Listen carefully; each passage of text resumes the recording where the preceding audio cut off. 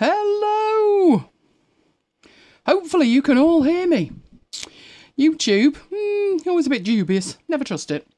Anyway, as long as you can hear me, good evening, Jonathan. Hello, Mike. Hello, Neil. Hiya, Graham. It feels like years. You're live. It feels like years since we spoke, Graham. It's a week. Hello, Paul. Said hello, Neil, didn't I? Hello again, Neil. Excellent. Where? So it's early. CQ, Deb. Excellent. We're all here. Is everything ready, Mike? Just. Yeah, might be a bit tight. Hello, Renee. Good to have you with us. Right, let's see if you can see my desktop. That would be a start. Whee! Right, you should do. Now, where did Keynote go? Oh, that's no good, is it? Back to where we were. Right, excellent. Better. Right, I've got my Morrison's order sat next to me. I got so giddy before, didn't I, Mike? He's forgotten. Bless him. Not forgotten at all. Right, let's get into this. Can you see that? Fingers crossed. I got very, very giddy. Hello. Let me have a look. I need to get a bit closer to see what that says. EV Tonic 3. EV Tonic 3, I'm liking that. Hello. San Antonio in Texas. Is it as warm there as it is here? We actually, in the office today, moved the fire out and moved a fan in. Usually there's less overlap than that. It's suddenly gone very warm here, so it's not good. It's not good. No worries, Graham. I assume you have been busy. Mike's company was mentioned again in the briefing, wasn't it? How you're on the front line supporting the scientists. It was. It was. So you'll get to see some of the science stuff that he does. Anyway, let's get on with it. Let's see what we've got. I've had to go really tiny on the font to squeeze it all in. There's that much of it. Some of that's going to be pretty much in the thing of winged. Winged, shall we say. But hey, we've done... What? How many live shows is this, Mike? I've lost count. There was 2 last Friday. There was 2 on Saturday. There was 1 on Sunday. It's been busy. That's all I can say. It's been busy. Graham went to Morrison's yesterday. They didn't have any lettuce, did they, Graham? It's lettuce I'm looking for at the minute. I have set the timer on my watch for 1 minute to midnight. We will be taking, if we are still broadcasting, a slight hiatus while I attempt to buy a lettuce. It has come to this. Do you know, if I was watching somebody else's show and they were buying a lettuce, I'd be cheering them on. It's that bad. But let's have a look what we're doing. There's a nice comment. Oh, right, let me get back to that. Hello, Kim. Hello, Kim. Right, Mixing Magic. I'm liking that name. I think I must have viewed 5 hours of your tutorials over the last week. Good, I'm glad you've enjoyed it. We do have, in fact, let me share it with you. There we go. We are going to touch on Affinity Designer twice tonight. One of them, the idea just came to me. Let's just say that. It just came to me. But what we do in this show, Mixing Magic, is I take requests. So all of the stuff you see there has been requested over the weeks. Oh, thank you, Paul. Paul says you're in for a treat. Excellent. Oh, Graham didn't need a lettuce, but they did have them in last time. I nearly had a lettuce in my trolley, Graham. I did. But when I looked, it wasn't a Morrison's trolley, it was the Amazon one, and they won't deliver.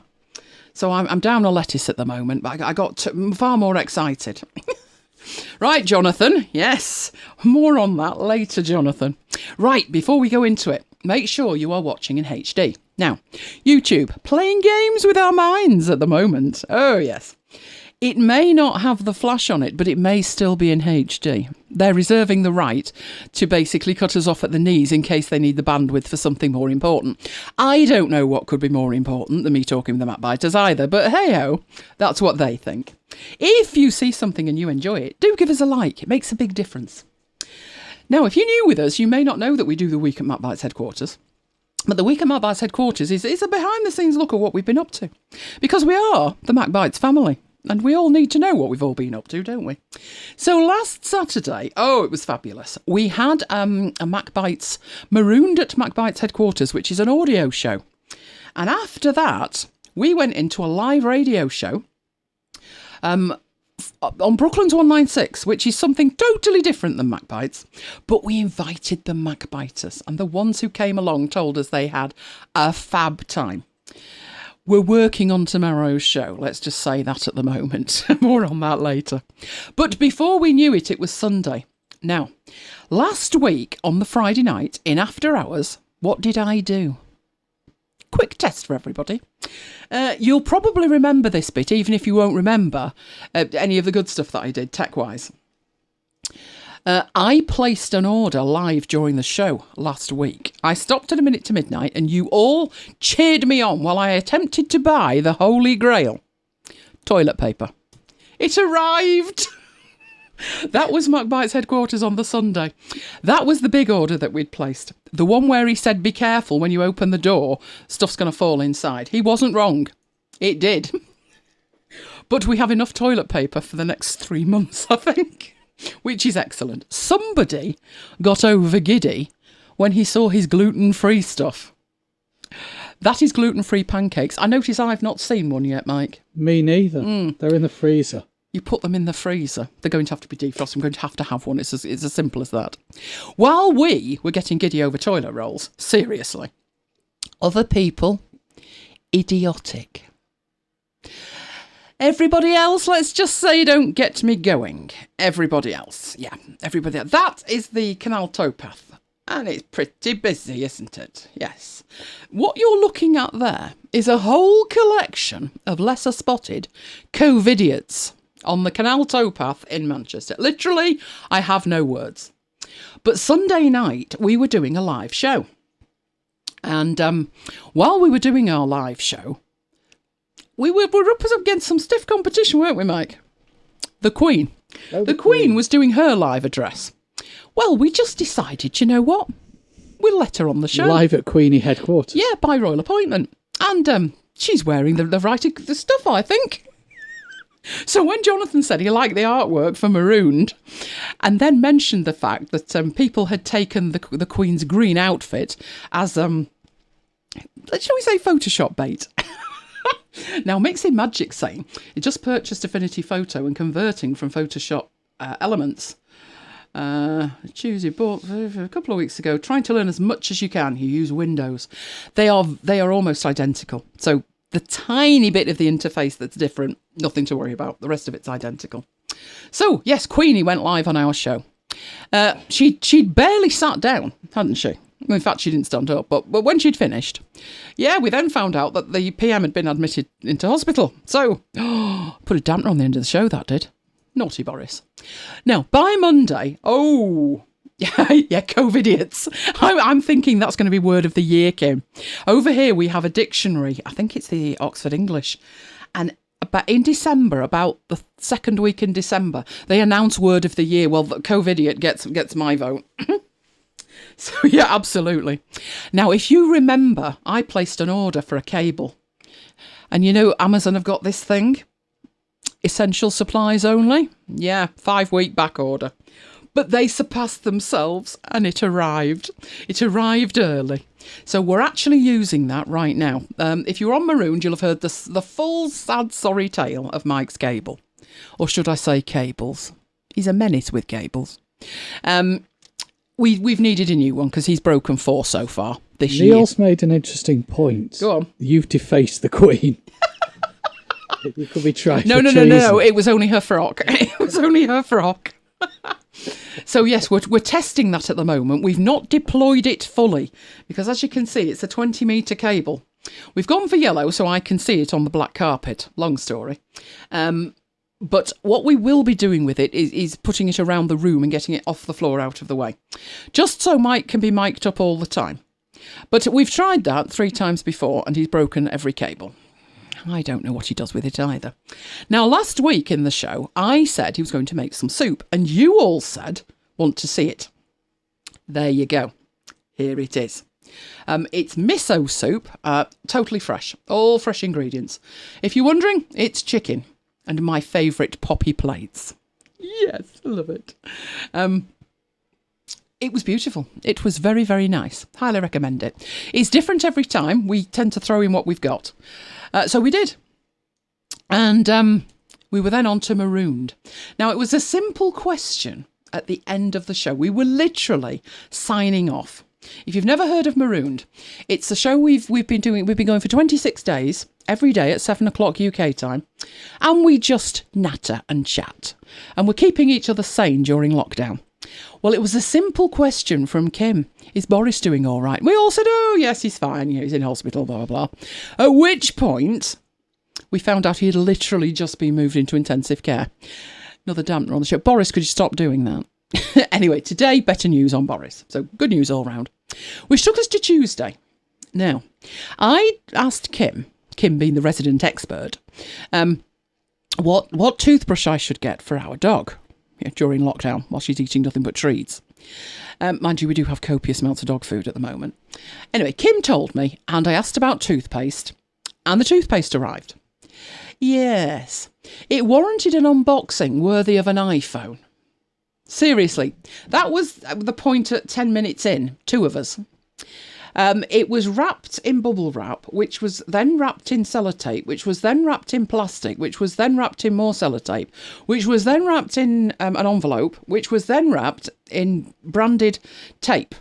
So 10 minutes in, with me holding it with a towel, Mike with a pair of gloves on, and me wielding an industrial-sized pair of scissors, that was as good as we got. But you can just about see it is is it enzymatic toothpaste.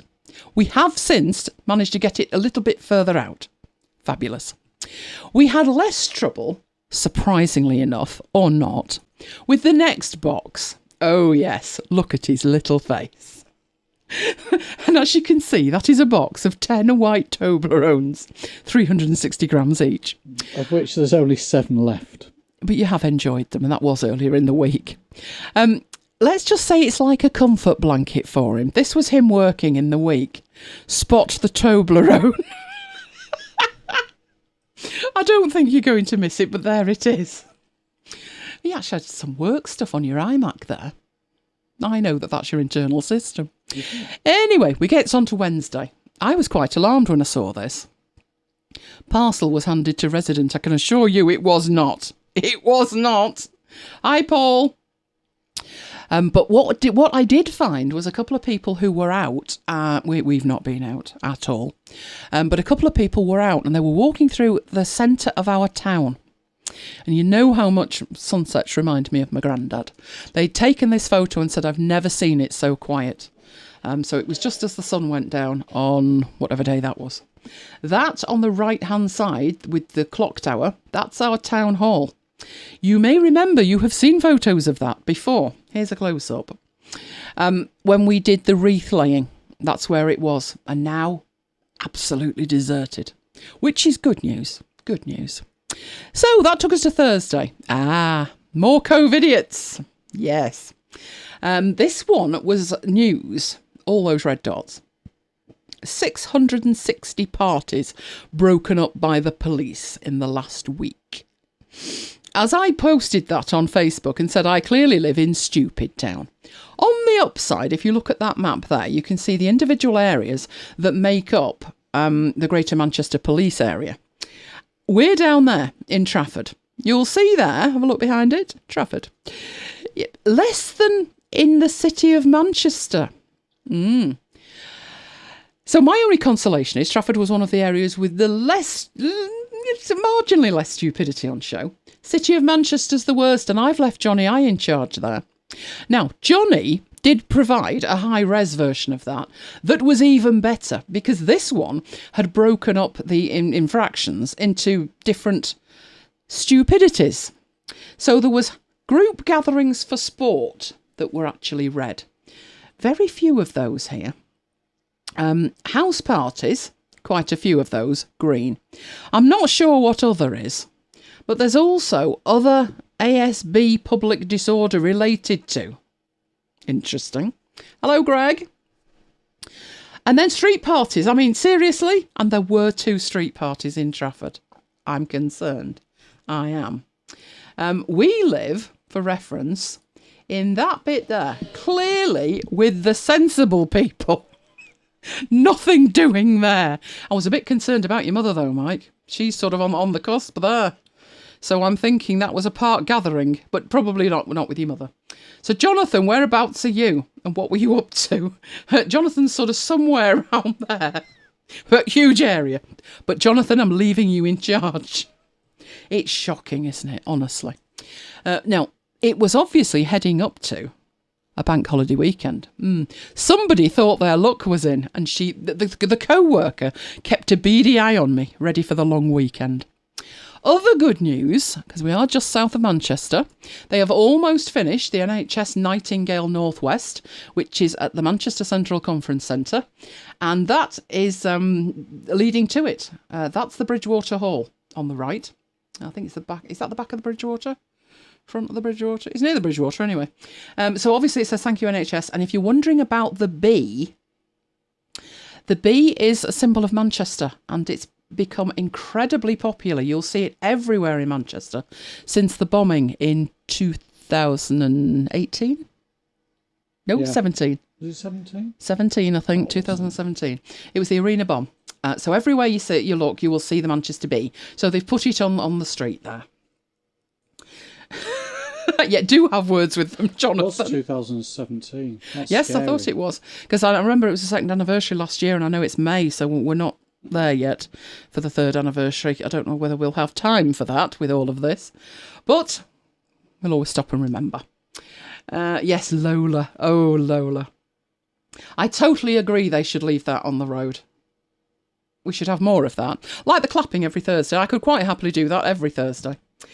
Was that GMEX, the old central station? Yes, it was, Neil. They've renamed it the Central Manchester Conference Centre. But yeah, it's GMEX, and it's just on the left of that picture there. So that's the road that leads up to it. Which is why they've painted it on it, which is excellent.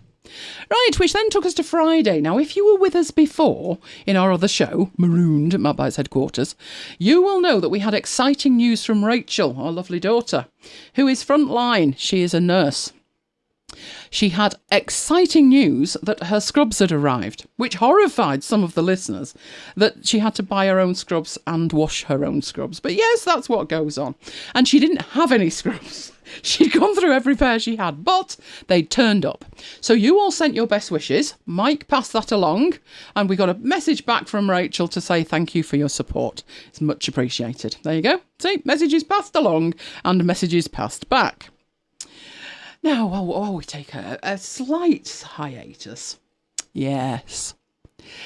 Who remembers After Hours, episode 1? It was the 16th of November 2018. And since we started way back then, a certain MacBiter has had a little difficulty staying the course on show night. We call this naughty narcolepsy on MacBites. So, we've got a plan. Klaxon for Isaacs. You may have heard this cry. This is to keep Jonathan awake. Well, we've taken it to new levels. We now have a competition. We've upped the game, haven't we, Jonathan? It is game on between me and Jonathan. Current stakes, 1-0 to me. Now, obviously, I very generously wrote off the first 69 shows as practice. Current score, 1-0. This was after Jonathan fell unconscious with only 10 minutes to go last week. So, this is basically us. We're taking this very seriously. Let battle commence and see if Jonathan's awake at the end of tonight's show. We also have a drinking game. If you think he's nodded off, shout. And then if he's awake, he'll come back. Right, let's get on with the content. First thing, update to Notion. I was very excited. You know what I'm like with my Notion update. I was so excited. I thought, it's here. It's here. The timeline view. It's here. No, it's not. No, it's not the timeline view. I'm going to be retired by the time the timeline view appears. But what did appear excited Mike. That excited Mike. It's columns. You're wondering, aren't you? We've had columns for ages. Oh, look at all the support Jonathan's getting. This isn't on. What about me? Yeah, the columns that we're talking about is columns on mobile. So that's why it was so important, because if you've ever used it on an iPad, particularly a 12.9 inch, you know, you're thinking, I want to see all the stuff I've got in columns, and you couldn't. See, Neil's got it. Could be an 8-hour show.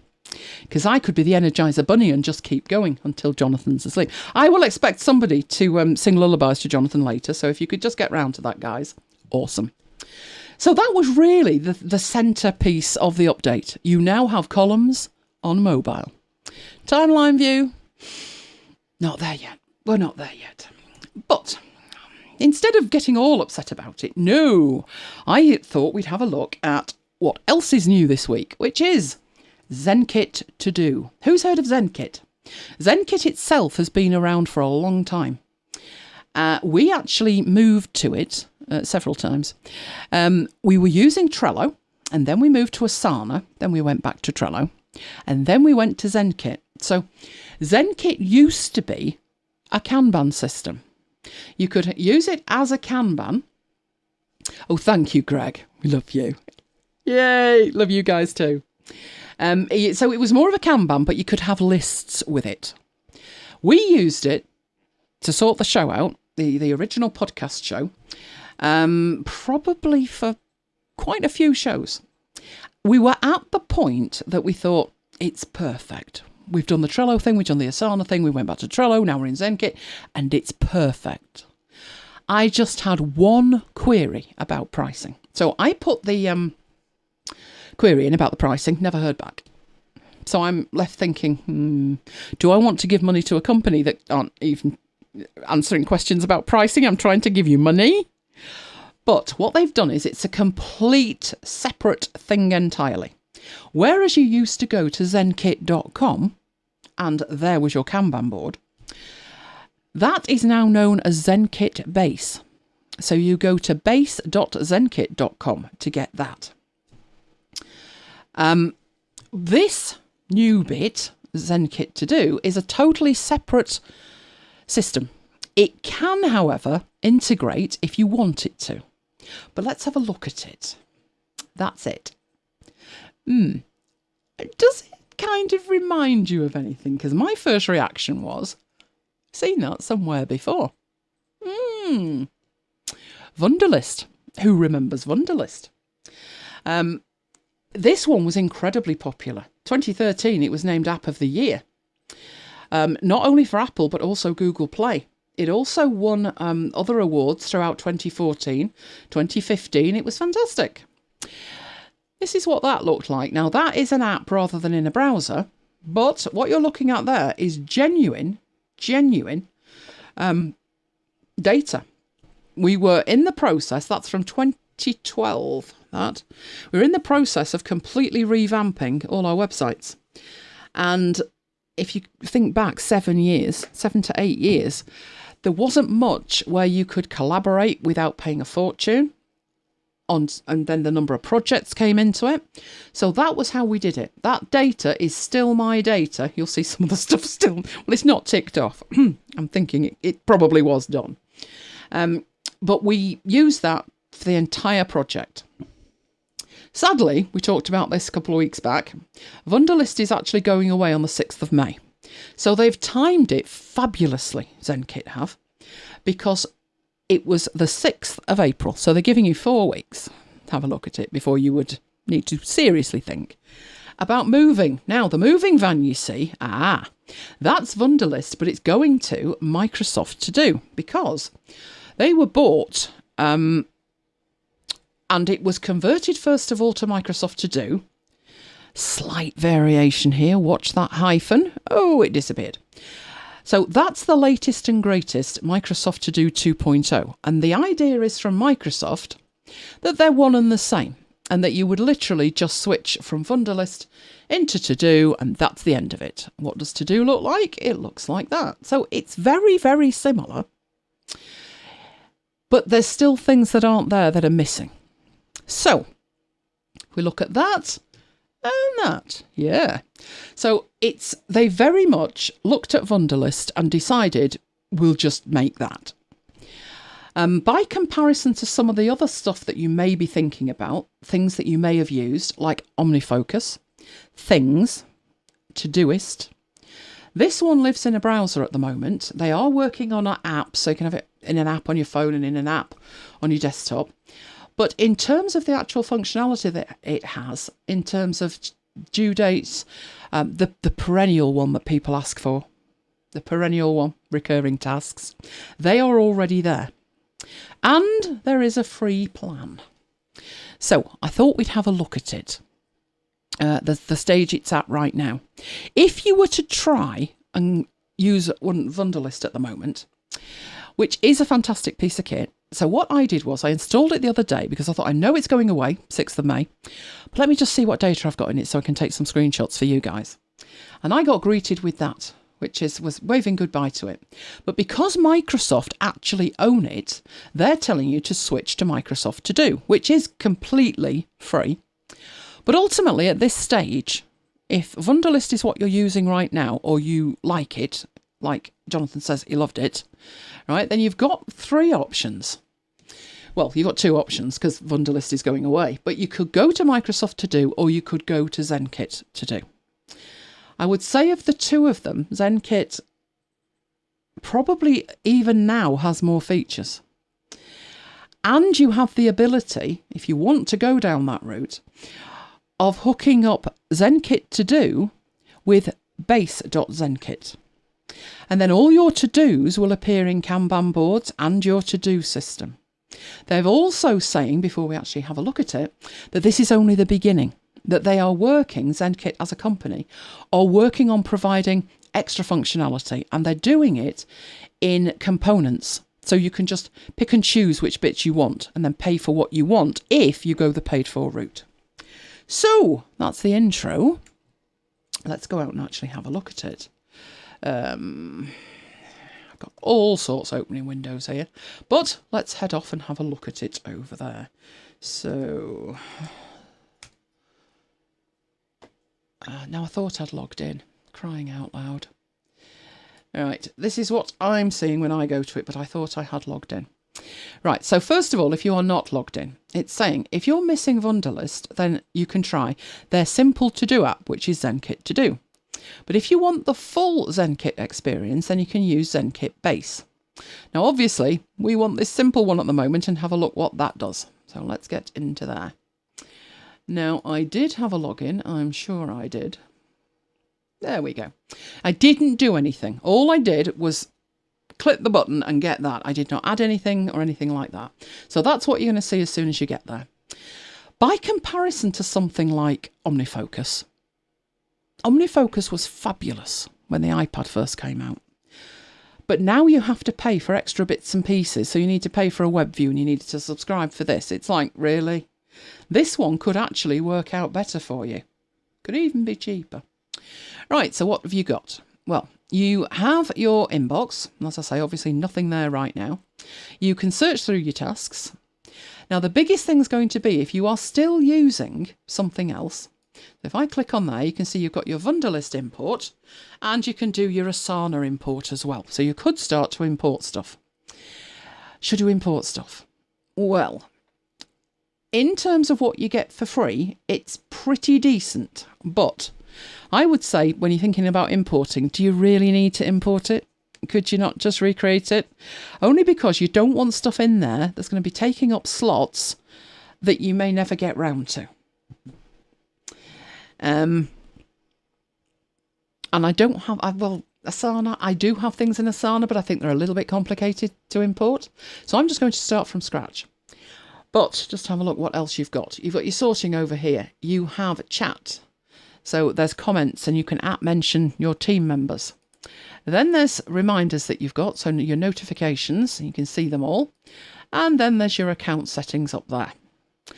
So first thing to think about. Right, how are you going to start? Do you just want tasks? Or are you going to create a list?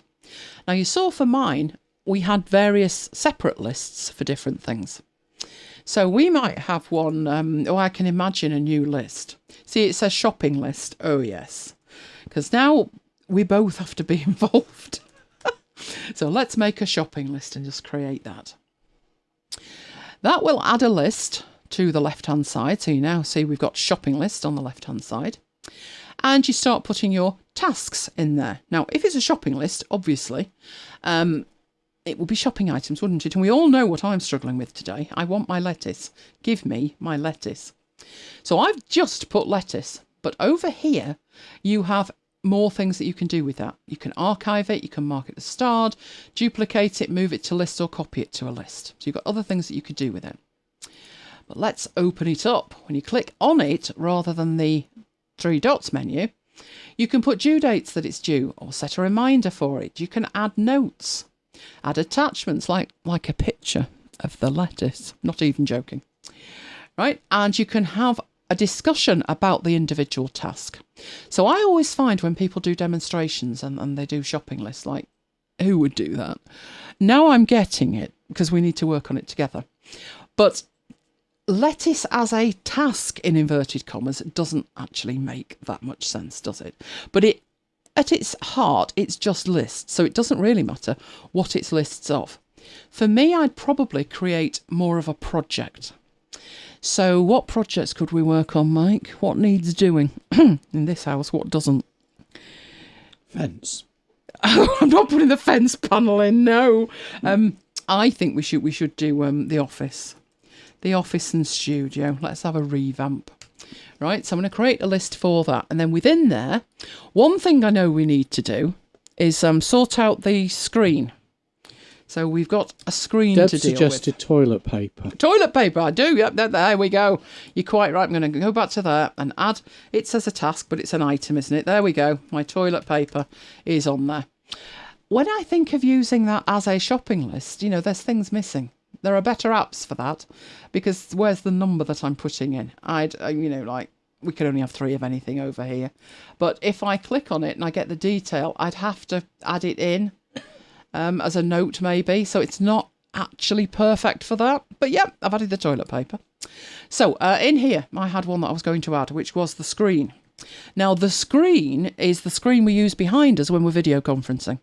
1, it needs washing, and 2, it needs some fabric putting over the top of it. So let's get into it and work out how best to do that. Well, to put a task off screen, I like to put a verb at the beginning, I must admit. So up here, can I get into that there? There we go. Something that's like, what action are you trying to do with this? I'm trying to install it. Do I have a due date? Probably Sunday. So let's put that on Sunday. Do I need a reminder? Probably tomorrow. So I'll put a reminder down. Does it repeat? Well, I sincerely hope not. Not this one. But if you wanted it to repeat, the repeating task option is very advanced. So you can do what you like with that and you'll be fine. Now, first thing I said was I needed to clean it. So let's put in clean the screen as a subtask. And then I can put in another one, which is cover in fabric. Not like that. There we go. So you can have subtasks. Now, in the notes, you could potentially put what you mean. So the screen needs cleaning with, let's say, Dettol cleaner. Other cleaners are available. Is it 2 T's or 1, Mike? 2 T's. Let's have a look. I think it's 2. I think it's 2. So Dettol cleaner and green sheet. There we go. It doesn't like it anyway, but never mind. Right, there we go. So put that in. At this stage, I haven't shared this. So adding comments, I'd be talking to myself. But hey. Hello, Charles. I miss Charles. Hello. Now, this tells you then it's due in a day, and there's a reminder on it. And it's got in here lots of information about it. Right, what else do we need to do in the office and studio, Mike? So much work needs doing. Oh, install Mike's cable. So another install. This is install Mike's mic cable. There we go. Now, do I need anything? Mike's mic. Mike's mic. Is that like lens? Like lens. There you go. Now, you saw there, that brought that up as well. So you can click and you can bring it over there, or I think you should be able to double click on that. Hang on. No, why aren't you opening it in the centre? Why are you being awkward with me? No, I know you should do. Come on. No, it's opening at the side. You can do it in the centre. Maybe I have to hold something. No. Oh, well, never mind. Right. When's that due? Well, the sooner the better as far as I'm concerned. But I want to test it first. So I'm thinking next Wednesday would be good for that. And I'll put a reminder the day before. And that way I'll have a chat with Mike and we'll make a decision whether we think it's working or not. Again, I don't particularly need a repeating task on that. I don't need any notes either. But if I did, so let's go, I'm going to a browser and I am just quickly going to find the link for the cable. So XLR. Hoovering. Oh, not a good one. Right, there we go. So I'm just getting the link for that so I can paste it in. And it's having a rare old think about it. Right, so in my notes, I would put that. Now, what happens if I try that as an attachment? I can enter a link. Don't know what it'll do with it, but let's find out. It's put a link outwards. So what makes that better than having it in there is it's marked as a link and then you can quickly go to it. So there's the cable, £25.99 for a cable. I know, daylight robbery. But I needed it 20 metres and that was the best one I could find. But there you go. See, delivery by Wednesday now, told me 5 weeks, but they did get there faster. So I've put something on that one with the mic cable, and that is literally what you would do with it. You would then build it up. Now, things we do weekly, Mike. How about vac the office floor? Yeah, like that happens weekly, but never mind. Vac the office floor, which has 2 O's in it, woman. Right, now that one I would want... Oh, look, clicked in the right place and it opened in the middle. Right, shall we say that we should do that? When should we do that, Mike? Sunday morning. Sunday... Oh, that's right, get me out of bed, he means. Right, Sunday morning, so it's our anniversary and you're vacking the floor, fair enough. I don't think you need a reminder for that. I didn't say this Sunday. I did. It's in now. Right, so in here, repeat every, and you can choose 1, 2, 3. But obviously you need to think about whether it's daily. That's going to be an idea. You could do it daily. You know, something to do while you're bored at home. Who's bored at home? We haven't got time to be bored, I can tell you. But you can choose day, week, month, or year. Yeah, that's more likely, isn't it? No. We must be diligent. I would say every week. So repeat once every week on a Sunday. Now, you can set when it ends. So if it's something that's you need to do 6 times, maybe you're doing a course over 10 weeks and you need to attend a VidCon, something like that, you could do that. But that is enough for us. That will work. Now, there's not really a subtask on it. I don't think we need notes on how to vac the floor, do we? But yeah, we might do. And we've got another task. So remember, all of these are to do with the office project.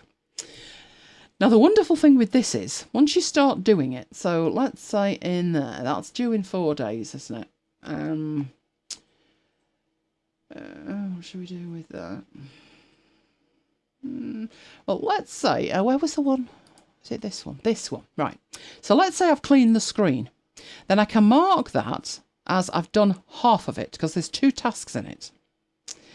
That means in here, you get green on the actual project, on the task, there, on the task. Now, if I go up a bit, we haven't got anything added to there. So yeah, you're going to see it in there. That's because you've got subtasks. But if you marked this one as complete, that would get a line through it and it would go down into done. And then you can click on there to either archive it or hide it. Do you know, this has been acting up all day. My mouse is doing weird things. So you can archive the tasks you've done or you can just hide them. So if we do that and then click on it, then you can choose show, which is very much how Wunderlist used to work. So Neil says, I've really tried to use task managers, but find I end up spending more time worrying about them than managing them. I know. I'm exactly the same. I really love OmniFocus, but it does take so much triage. I can actually just get the job done while I'm thinking about it. Pretty much my stuff is now in one of 2 places, and I wish it was one, but I can't make my mind up. And that is Notion and Roam. Roam's a kind of consciousness throughout the day, just throw things down, whereas Notion's more organised. Something like this looks fabulous. It looks amazing, and I would love for it to work. But I'm I've been put off by all of the others that I've tried over the years. So I completely agree with you, Neil. If it works for you, that's fantastic. What happens with me is when they break down, the more things I put in them, the more difficult they become to manage and the more things that fall through the cracks, which is the last thing I need. That could just be me. Maybe this is somebody else's holy grail. Is it my holy grail? I'm not at all sure I want to move from where I am, even though where I am is not a proper, like this is a proper to-do thing. I've built something in Notion. And as I say, Rome is just more of a consciousness, a stream of consciousness. I don't think I would switch to this. Having said that, the power in this, as far as I'm concerned, is that you can share it. So you can tap on the share up there. I'm the list owner, but then I can add a member. And you see Mike's already there. Now, hang on a minute. Mike hasn't even gone into this. Mike didn't even know about this until I started speaking. So where's that come from? Well, Mike and I have worked in Zenkit, the overarching what is now base.zenkit.com. That's why he's there. So I can add him to that, like that. And he's now a member of the list and I own the list. So now he can get on with all of the work, basically.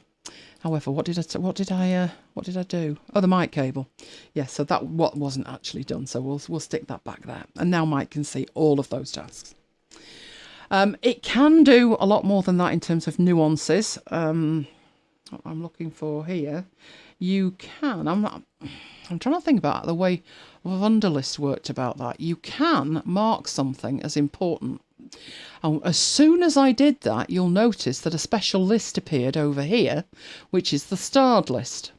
So if you're going through lots of different things, like my lettuce, I need my lettuce. My lettuce is so important, right? Then I want to star my lettuce.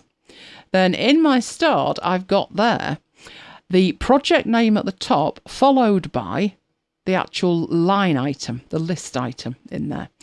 It's just a different way of looking at it, to be honest. That's all it is. And you can, and I'm just wondering how on earth I get that in there, because I don't see an option for it here. Let me have a look up there. I can certainly copy it to a list. I'm wondering if that is how I have to do it in terms of adding it to an inbox.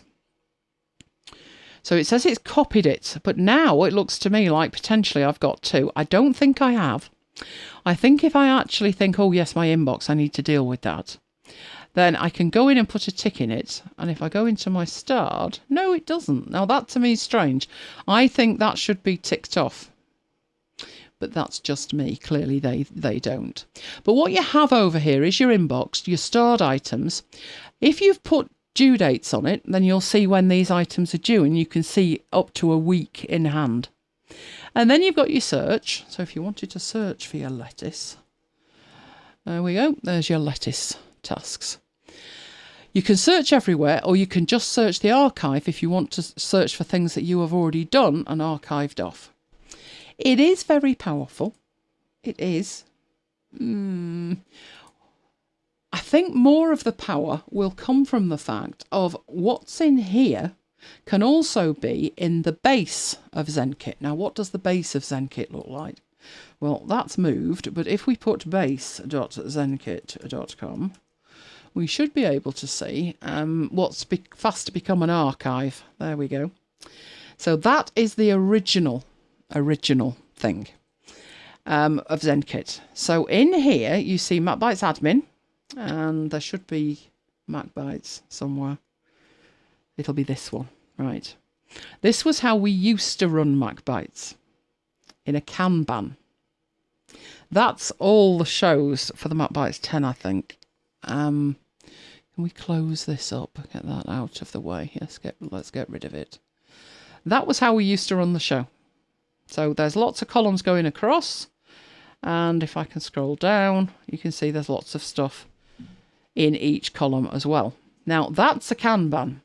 Imagine in here, like I've got my dashboard, or we were just doing, in the news this week and there was an item and I had to write it. So say like this item here, Affinity Designer for iPad. This was in MacBites episode 112, which was the 5th episode of the MacBites 10. If that was a task for me, if I allocated me to it in here, it would appear in the agenda in, well, not in the agenda. It would appear in Zenkit To Do, even though it's in the other system. Now, for that to work, we're talking paid accounts then. But that's the basis of what it can do for free. The extra bits is hooking it all together. Now, I didn't see a pricing that included both of those at the moment. I saw 2 separate prices, which then there's not much point me asking them a question about pricing, is there? Because that went so well last time. Now, I've got a question. Do they notify you when something is due, or must you be in the app and then just read it? There'll be notifications via the apps when the apps are available. At the moment, it appears in the browser. So you don't actually have to be, you have to have the page open to get the notification. Which is pretty much how Notion works, give or take, although that does have apps. And if it has apps, then you can hook it into your watch and stuff. At the moment, this is very, very early in the development of this, but it's very fully featured already. So they're definitely on the right track. Between this and Microsoft To Do, I guess this has got the edge. The thing to think about is that once you get to a certain level of usage of this, then you're looking at a paid plan, whereas with Microsoft To Do, you're not. Now, I noticed there's been some conversation about Office, which was to do with the fact that Office 365 is now Microsoft 365. Is it just marketing, or are they doing things? At the moment, it's more marketing than anything, but down the line, who knows? At the moment, it's not changed, has it, Mike? They're doing a bit. They're throwing in Teams. I can't see Teams working for consumers. Teams for families. Teams for families, yeah. Maybe. I mean, a lot of our friends create WhatsApp groups for family stuff, so why not? Yep, might do. Who knows? Who knows? Right, so let's get into the pricing then. So that's what it can do. Let's get back into here and have a look at the pricing. So it's free forever for up to 8 members. We'll look at the prices first and then we'll look at what you get. I would say 2 of these, the personal one that's free and the plus one at $4 a month per user, is the only ones that the majority of us are going to be looking at. The business one for growing teams is heckishly expensive at $19 a month. Bearing in mind, this is just for the to-do module. This is not for the whole of Zenkit. It's just for the to-do module. And the enterprise prices will make your eyes bleed, so we won't look at those. But this is the difference. You've got up to 8 members with 500 meg attachment space. Now that's in total. You can, there's a maximum of 80 lists and a maximum of 2,400 tasks, a maximum of 20 folders. Now, folders are where you could put your projects. So there are 3 hierarchical, well, there's more than that. At the very high level, you've got a folder. Within that, you have projects. Within that, you have tasks. And then within tasks, you have subtasks. And you're allowed 20 folders, which is basically 20 areas of focus. Does have 2-factor. You do get reminders, you do get comments, and you do get file uploading. But when you look at the $4 option, you've got up to 100 paid team members. And I think in a family that's possibly a little excessive. But you also have 6 gig of attachment space. 800 lists, 80,000 tasks. That's more like my task list, I think, Mike. 80,000. You get 200 folders with 2-factor, but then you get user roles as well. Now, it says recurring items, but is in the paid for thing, but you've just seen me do it in the free one. So I've no idea why that's on there. Now, 2 items that aren't there yet is the email to list, which is coming soon. So if you want to send a task via email, and if you want an iCalendar subscription, so your appointments would then, the stuff that you've put reminders on and due dates would appear in your calendar. Also to customize the look of it. Now this integration into the Zenkit universe, and it says coming next week. That sounds like a MacBites, doesn't it? Coming next week. Don't take any notice of that, Jonathan. That's the bit where what I put in here integrates with base, and what I put in base integrates with To Do. I'd like to see that first. That might sway me. It might, but I'm not sure. But I'd like to see it first anyway. And you also get early access to new features. So you could take it for a very good spin and kick the tyres on the free account, I would say. And then I don't see many people going to the $19, so I think you'd probably stick on the $4, which is $36 a year. So, what do you think of that? You're going to have a go? Are you welcome, Kim? You're welcome. Anybody going to try that? Jonathan? Fundalist? Maybe. Now, another topic. I'm going to move on to another topic, which is moving from iCloud to Google. I know what you're thinking. Really? I have had more requests for this than most things. It seems we're a little bit peevy with iCloud. So what I'm going to focus on tonight is 2 and a bit things, which is I'll talk about mail, but we'll look at calendar and we'll look at contacts, because the problem is when you're trying to move from any system is your first thought is, what will I lose? And trying to transfer your calendars can be a complete nightmare. Trying to shift your contacts can be even worse. Can't it, Mike? Yes. Mike shifted his calendars with me in the summer of 2018. Still hasn't shifted his contacts, but he will be doing. So we're going to concentrate on the services this time. Next time, we'll look at data. So Google Drive. Now, you may be thinking, I don't want my data on Google Drive. No, but where is it at the moment? If you're anything like me, it's on iCloud. Yeah, iCloud annoys me. I spent an hour this afternoon fighting iCloud so I could see drafts. Got it working in the end. But what I've done with that is basically you need to think about why you might want to move. And usually for me, it's because iCloud's done something. So let's have a look at those first 3 things, which is your mail.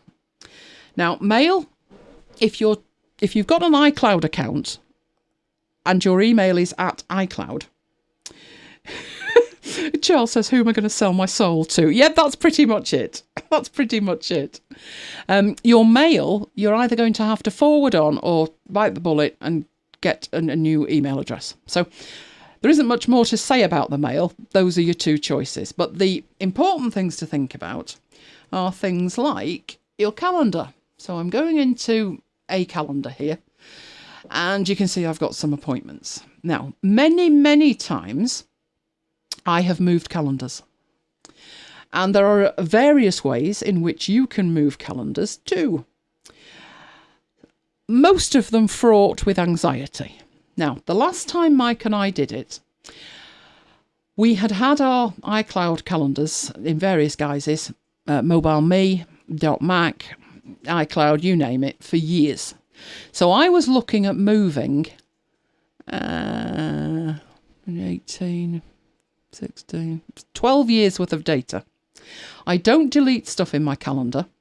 I can look back to 2007 if I want. So it was a big thing to move them. But as I've said, when you've been on iCloud, you've probably done this. So because you'll have been through the .Mac to MobileMe change, the MobileMe change to the second MobileMe, then you will have moved to iCloud. Now, the thing was, it was a handheld process. They talked you through it nicely, and it was fairly easy. I didn't go that route because I had a MobileMe, .Mac, etc. account, and I wanted to use a totally different account. When we came to do it the last time, it was even worse. I wasn't going from one iCloud account to another iCloud account. I was going from one provider, iCloud, over to Google. It's not difficult. It's nowhere near as difficult as you would imagine. But there's half a dozen different ways to do it. So let's have a look at the first one. Let me know in the chat if you've got BusyCal. Let me know that first, because I've also got the calendar app. .Mac, that's going back. Yes, it is. This is the standard calendar app, and the one behind it is BusyCal. Now, I used to be a huge fan of BusyCal, but since I moved to Google, don't really need it that much. But I still have it and use it to transfer things. So the first step with this is, if you've got something like that, so that's why I'm saying let me know. Do you have BusyCal? With BusyCal, it's fairly straightforward. But the first thing to think about, if you're going to try and do it the easy way, the way I did it, which was very easy. No, BusyCal is on setup. I believe it is. Jonathan, while you're awake, you just check for me if Busy Contacts is on setup as well. Because Busy Contacts is another thing we'll be looking at. But whichever one you're using, thing to think about is, if it's just a handful, like these two, Graham got it but uses Fantastical. Yeah, I used to use Fantastical, and then they put silly prices on it. Now I use the clock. It's fabulous. Yep, Neil's got it. No to BusyCal. Okay. The principle, if you're going to use an app to do this, is the same irrespective of the app. BusyCal just gives you a couple of nice extra views. If you look at this, you've got a year view and a list view. The list view, you can manipulate stuff fantastically well. And the calendar app doesn't have a list view. But let's have a look at that. So what we've got here is my iCloud account. We've got my Google account, which is my genuine Google account. Oh, you're all helping Jonathan out. Apparently it is. Excellent. But I haven't got the MacBites account. So we're going to pretend that I need to take these appointments on the MacBites live calendar. If you're wondering what the rustling is, somebody's got his Toblerone out. Trying to be quiet. I know you're trying to be quiet, but I can hear you. Got to share these things, Mike. You need to add the other account. So this is my iCloud account. So let's say that I only use them for tools, Jonathan. So I don't actually go into them unless I've got a particular job to do. And then they're just utilities. I know they're a heck of a price to use as utilities, but sometimes things are just easier. Those appointments that you're looking at there, which were for this week's shows, they were actually on the correct calendar. For this demonstration, I had to duplicate them and put them on a different calendar. And it's far easier to do that in BusyCal or the calendar app than it is on Google. So they're just utilities as far as I'm concerned. I don't like the colours that they've picked, but that's just me because I'm awkward. Right, so I've got these in here. The first step is you need to add to your computer the account that you're going to. So in essence, the Google account that you're going to. You already have the iCloud account here. This is the iCloud account, but I want to take those appointments and I want them to be in Google, not in iCloud. All right, so you need to get to your system preferences. And in here you have internet accounts. And you can see I've got two. I've got my iCloud account and I've got my Google account. I'm going to add another Google account, which is the MacBites Google account. So I'm going to go into this. Obviously it needs Safari to get diddling with, etc. So I'm going to just log in. So I'm going to take that over here and I'm going to log in. It's not giving me any help with that either. So I'm guessing that must be macbitesuk@gmail.com. This is going to be fun. I've not got 1Password integration. However, unlike last time where 1Password had me beat, not this time it didn't. No. Opened it in another window first. So all I'm doing off screen is just getting my password and getting logged in. MacBites UK. Oh, for crying out loud. It's doing all kinds of weirdness. And I'm looking for my Google account. Right, so I am logging in right now. And then I'll show you what happens. Right, you get this, what it wants to do, which is it wants to read the mail, it wants to see the contacts, it wants to see the calendars. That's fine, let's allow it. So it goes away, and the first thing it asks is, what do you want to use? So all of them are ticked by default. This will allow you to store your Apple Notes up there. The calendars, your contacts, and your mail. So I'll leave that and say yes. I hope this hasn't caused complete havoc with everything else, because this is my other one. And that now doesn't say Google at the top, does it? Well, I'll work that out. So this is my MacBites UK account. Now, what happened as soon as I did that, if you noticed in the background, it came up here and it said macbitesuk@gmail.com. So in there, it's put in the holiday calendar, and it's already got a MacBites Live. I don't know why it's got that. It shouldn't have. But never mind. I will add another one and we will sort that out. But that's where it appears in here. Hopefully, same thing's happening behind the scenes in here. However, having said that, it may well be that I need to add it in there manually because it's a different system. So sometimes an application like Fantastical will read the calendars off your system, but something like BusyCal won't. You've got to add them manually. So we'll stick in here at the moment. Right, we do happen to have a calendar here, but I'm not going to switch it to that one. I'm actually going to create a completely new calendar. So hopefully in there we can go to new calendar. Now it automatically puts it on my Mac, which is no good to man nor beast. But we'll put in that, we'll call it MacBites Live from iCloud. That way we know exactly what it is. But you can just take that. I should be able to switch that down here. Why are you not going in there? I am not happy with you now. Am I going to have to use this one? Let me change the colour of it. Let's make it orange. And then we know. Right. I have no idea why that is not shifting from up there. It should be, but it's not doing. Maybe you don't drag and drop it in here. Let's do a get info and see if I can shift it in there. Name, description. No, that's not what I want, but never mind. Right, so I've got my calendar. Now, obviously, these are on this calendar, which is in iCloud. Now, if you only have a few appointments like these, you could go in there and look at calendar, and you can see them all listed, all the ones you've got, like My Exciting Life, the bin calendar. They are in iCloud at the moment on there. But if you wanted them to be on MacBites Live in the MacBites account, all you need to do is just click that and they're moved. So let's take the first three. Now this kind of thing that I'm doing here, even though this is the standard calendar app, you can't do from the Google end. It needs to be done one at a time, which is why it's handy to have calendar apps, even if you don't particularly use them. But to get them shifted from iCloud onto Google, it's as simple as that. Obviously, it's not as simple as that if you've got 12 years worth of them. So the first demonstration here is how easy it is to do just that. Transfer them that way.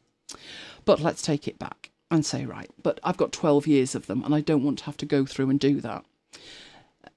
This is why having a list view in BusyCal is handy, but we don't have that. So what else could you do? Well, the calendar in question is in iCloud. What you could do, good evening, Simon, you could go to File and Export, and you have two options. You have a calendar archive and you have Export. Ah, sorry you're late. You were drinking wine and eating pizza. Yep, okay, I'm fine with that excuse. That's absolutely fine. Right, so in here you have Calendar Archive. So let's choose Calendar Archive. And we'll stick that on the desktop. And you can see it says Calendars and Reminders, and it's got a date and time on it. Now, you've exported that, so you're backing it all up. But what is that actually backing up? Well, the thing is, it's backing up everything. So if you notice, it didn't say what calendars or anything like that. It's just backing up the lot. That's fantastic to do on a daily or weekly basis. You've got a backup, but that isn't going to help you transfer these things. So Jonathan's like, yeah, that's easy. Oh dear. No, it's not. No, there are things that you can do. I've got the MacBites Live selected. Go back up to File, go back to Export, but this time just choose Export. And you'll see that the Save As is already pre-configured to be MacBites Live. So all it's going to save is the items on the MacBites Live calendar. And then you just hit Export. Graham's teetotal like me, but he's got jelly babies. I haven't got jelly babies, Mike. Beeve now. Stick them in the trolley, the basket. Oh, doubtless they're not essential and they haven't got any. Right, so what you've got up here, you can see you've got two different things. You've got an ICBU, an iCal backup file, or an ICS, which is a calendar file. This one, you should actually, if I had one appointment in it, you'd actually be able to see it. But obviously it's got more than one. But an ICS is the holy grail when it comes to transferring calendars. So how I did it when I did it for real, with Mike and I, was in our iCloud, we probably had about 24, 25 different calendars, which are pretty much the ones that I now have in Google. So those are my real, genuine calendars, all of them. So we have in there holidays, we have the Catenians calendar, which is all of the events. Mike's Laughable Holidays, I'm going to rename that actually, Mike's Laughable Holidays. There's my schedule, this personal stuff, birthdays, the MacBites admin, inbox, events online, so whenever I do an event online.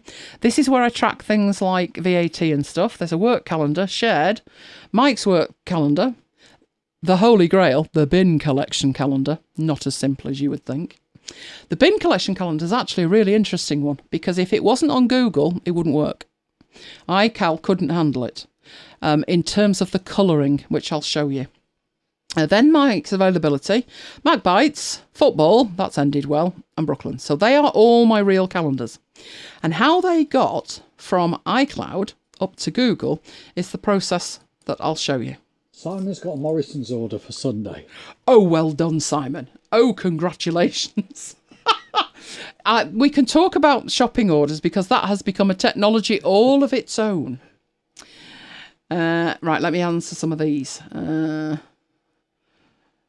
Paul, can I select more than one calendar and export it? Not wise. I would do them one at a time. I have tried it. It doesn't work well. But more importantly than that, you really do want to batch this. We came across one calendar that would not import. In fact, I can't even remember if it exported properly, but it certainly wouldn't import. So we had to troubleshoot it, and it's easier to troubleshoot it when you know which calendar it is and you're focusing on individual problems. So no, I would do them one at a time if need be.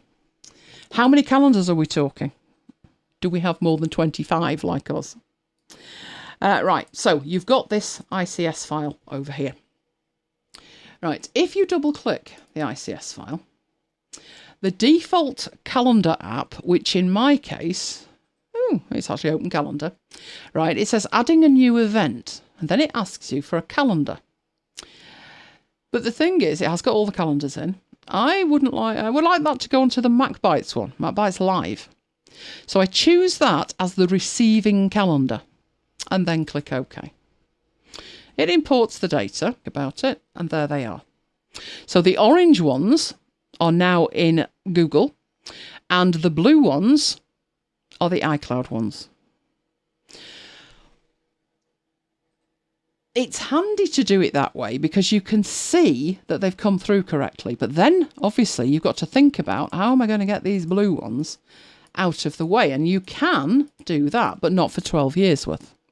So ultimately, when you get into your iCloud, you would want to right-click on here and then delete the calendar. And it is as simple as that if you're using a calendar app. It is that simple. If you've not got too many, do them individually. It's the best way. You can't just choose two and expect that to kick out an ICS because part of the ICS is the information about what calendar it's on. I would definitely do them separate. We had 24 to 25. 99.9% of them worked fine. One did not. And the one that did not was because certain calendar applications like Fantastical and BusyCal allow you to do things that you probably shouldn't do, which is put in little icons to represent stuff. Not emojis. These were small pictures. But even though there were tiny pictures, 5k here and 10k there, it added up to the majority of the calendars, even for 12 years worth of data, were like 50k. And this one calendar was like 6 gig. And that's why it wouldn't import.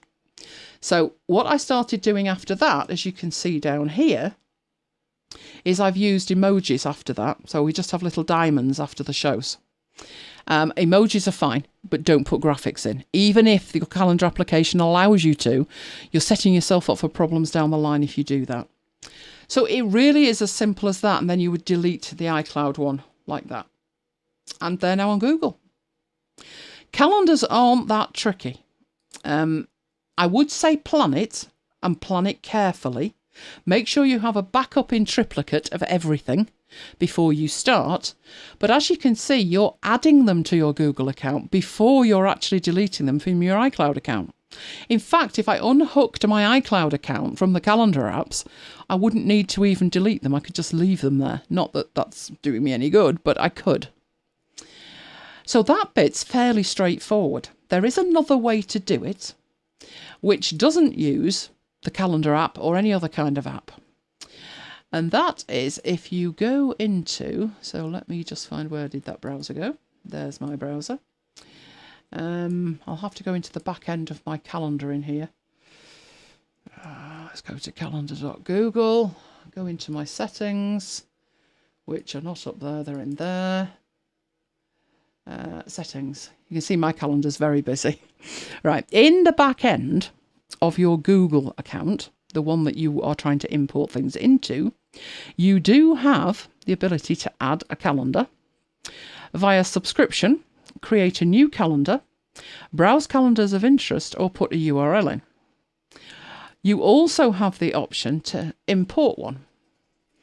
And if you look here, the ability to export. So really, the trick with calendars, no matter who your provider is going in and finding out how do you import them and how do you export them, and the rest is simple. It's as simple as that. Now in here, if I wanted to import, I select a file from my computer and I select a calendar for it to go on. So I'll get my entire list there. Obviously, I don't actually want to do this, but you can select the file from your computer, and the file that it's looking for is an ICS file. And it really is as simple as that. If I wanted to go the other way, for whatever the reason, you can do an export from here, and it says taking a while, and then it will just start to download it, and it will export the ones from here.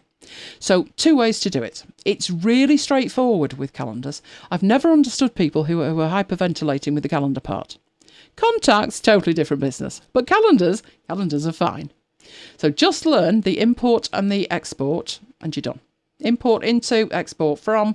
You can leave them where they are. You can take the tick out of the box, or you can actually delete the calendars. When I did it for real, I plotted and planned for a day, and then came home and I said to Mike, it could take 3 weeks. We'll take it slowly, step by step. An hour later, it was done. And we just looked at each other with like, why did we put this off so long? And I said, I have no idea. It wasn't necessary. That was fairly straightforward. Do have one of these ICBU backups just in case, but I've never needed it. And then even when you've got them into Google, do think about doing an export every now and then, so you do have a backup. You don't need to rely on the export in Google in the back end of Google. Oh, Jonathan's going to try it. Excellent. You can, in your calendar, let's get that back over there. You can in here back them up from in here. So you don't have to go into the back end of Google and start playing around. They can be backed up from in here. You have exactly the same options. So you can go to File and Export and choose an archive, or you can choose to export and then choose just one specific calendar, and then it will just export calendar by calendar. I do take the time and do them calendar by calendar, and then I've got a granular way should something go wrong that I don't have to touch the other calendars. I just fiddle with the one that wasn't working. How long did you wait before you deleted them from iCloud? I deleted them straight away, Jonathan, because I knew I had a backup. I knew the backup that I had worked because it was the backup that I made that I used to import it into Google. But as I say, you could just unhook your iCloud account from your calendar for a couple of weeks and then make that decision. But if you test the import, if you've got another machine, or you just import them to on my Mac, then you've tested it. That's a good way to test the backup that you've made as well. But I just deleted it straight away. I wasn't expecting to. I've told you this tale. I was at this cricket match and pondering for the whole afternoon. And when we got back, we ate, and then I said, right, I'm going to do it. And it was simple. It really was. After the mobile me debacle, I never used iCloud calendars. We ploughed on, Neil. We did. But it was mainly like the fear of the unknown with like, oh, what'll break? But nothing broke. Nothing. And I said to Mike, I wish we'd done this months ago. We actually decided that was it. We'd had enough. I think what's on your mind is, will it ever work again on my phone and that kind of stuff? But it does. The phone's slightly different. Do the thing on your desktop if you've got one. All you'll need to do on the phone is add your new Google account to it, and that's it. So it's exactly the same. There's no distinguishing it at all. With the contacts, there's one gotcha, but only the one. Okay? Oh, what have you put, Mike, that you've then retracted? Oh. I misspelled Deborah. Your sins are there. You might think you've retracted it, but it lets us know you've retracted it. It's all right. It's on the wine. What can I say? So calendars, really straightforward. There's your calendars. They're done. Back these up and repeat. Rinse and repeat. At least every week, I would say. Right. Good morning, Deborah. Right. Now, contacts. Totally different business. Contacts are a nightmare. Now, I did have... Now, it could have been busy contacts. Was it busy contact? No, that's busy cal. Let's get rid of that. Was it busy... I'll tell you what, let me have a look why I had open. Why have I got Windows open, Mike? No, I have no idea either. Busy contacts. There we go. Where's that gone? Right, okay. What I've got on here is busy contacts. Now, I'm just going to show it you in busy contacts. It's fairly straightforward, but... Right, if you have already hooked up the account you want to move it to, then you're good to go. So what we're looking at here is 3 people. Mr. Test Tester is my tester. So I have test 1, test 2 and test 3 tester. So basically I've got 3 cards in my iCloud account. And that's it. And they're blue because you can colour code them in here. So my Google account is red, my local one is black, and my iCloud is blue. That's important. I went for colours that were incredibly easy to distinguish rather than the 47 shades of pink it's got. Because sometimes when you add a contact, it goes crazy and it just adds it to iCloud. And I don't use iCloud, so I don't want to do that. So, if I look at it and they're blue, then I know it's not put them in the right place. They need to be in Google. If you're doing them one at a time, or in fact, not even one at a time, you could just grab the lot, right? Drag from iCloud, drop them onto Google, you're done. You've just moved them. They're now not in iCloud, they're in Google. Simple as that. You're wondering when the other shoe's going to fall, aren't you? The other foot. Yes, it is that simple, but there's a gotcha. And the gotcha is, how many of you use tags when it comes to organising your contacts? So in the contacts app, the actual contacts app, which is over there, let me get to my iCloud ones. There's only me in there at the moment. So if we look at that, we have here, that's the Google one, but we don't have to think about that. You can have, that's the contacts app, but you can have contact groups. So we'll have a look at it in this one. But how many of you use contact groups? Let me know.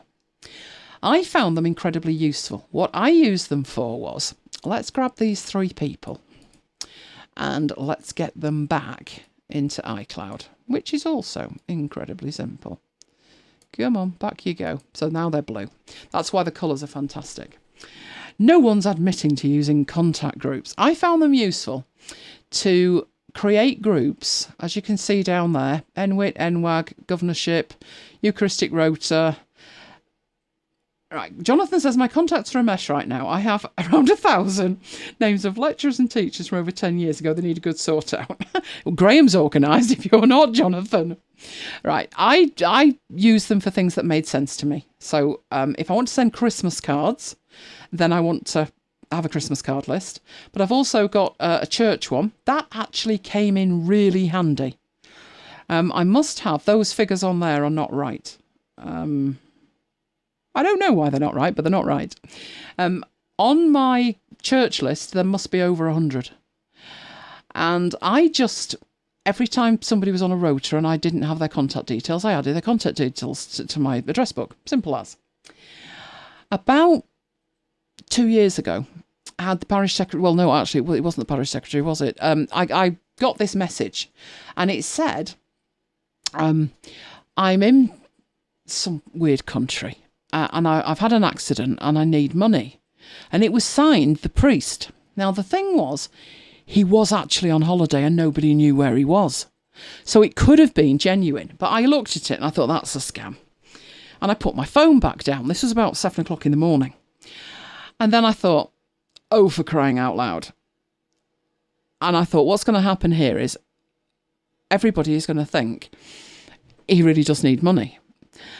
Well, the phones exploded. So I sent a message to the parish secretary, also 7:30 in the morning, said, sorry to bother you, but expect the phone to blow up, blah, blah, blah. And she come back and said, oh, God. I said, yes. Anyway, what had happened was the email had been hacked. Not only that, but whoever had hacked it had deleted all of the contacts. And you can see I've got a problem there because that one's got 3 now and it shouldn't have. So let's just delete that one, as long as we're not deleting it from everywhere. That's a sync issue with me playing around, moving them too quickly before they've synchronized. So, email had been hacked, all the contact details wiped. I said, where's the backup? You know the answer, don't you? Didn't have one.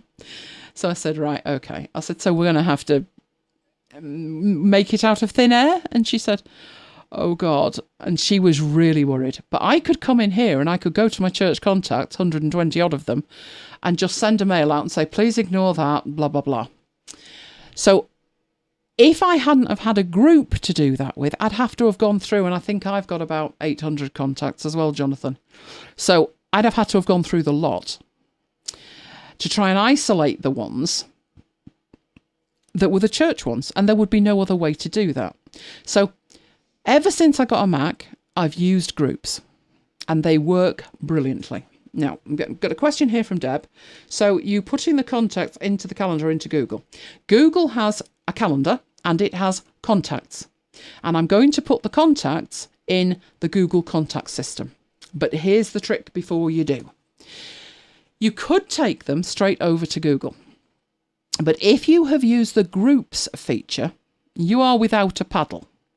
So let's say that test 2 and test 3, in fact, test 2 he's got a tag _testing. Does test 1? He does, but test 3 doesn't. Now, this is just text. That's not a tag. It's not a label. I started doing it manually. So instead of applying these tags over here to my contacts, I started adding in tags to my contacts. Now, my rationale was, while Apple supports tags, Google does not. Google supports labels. I know what you're thinking, they're one and the same. I'd like to think so too. Sadly, they're not. They cannot be read by the other system. So I decided to put my own tagging system in. I put it in over time, 5 minutes here, 10 minutes there. And I just put tags in that look like that. So a tag for the church on that one would look something like this. Which I thought was a grand way of doing it. However, be aware that when it comes to searching for them in Google, it treats the word tag and the word church as 2 separate words. So actually, it may have been better to do that. And then you're searching for a very specific word. But that's all I did. So let's go into this one here and take that one out of there. And we'll go into number 3 and we'll make that a tag church one.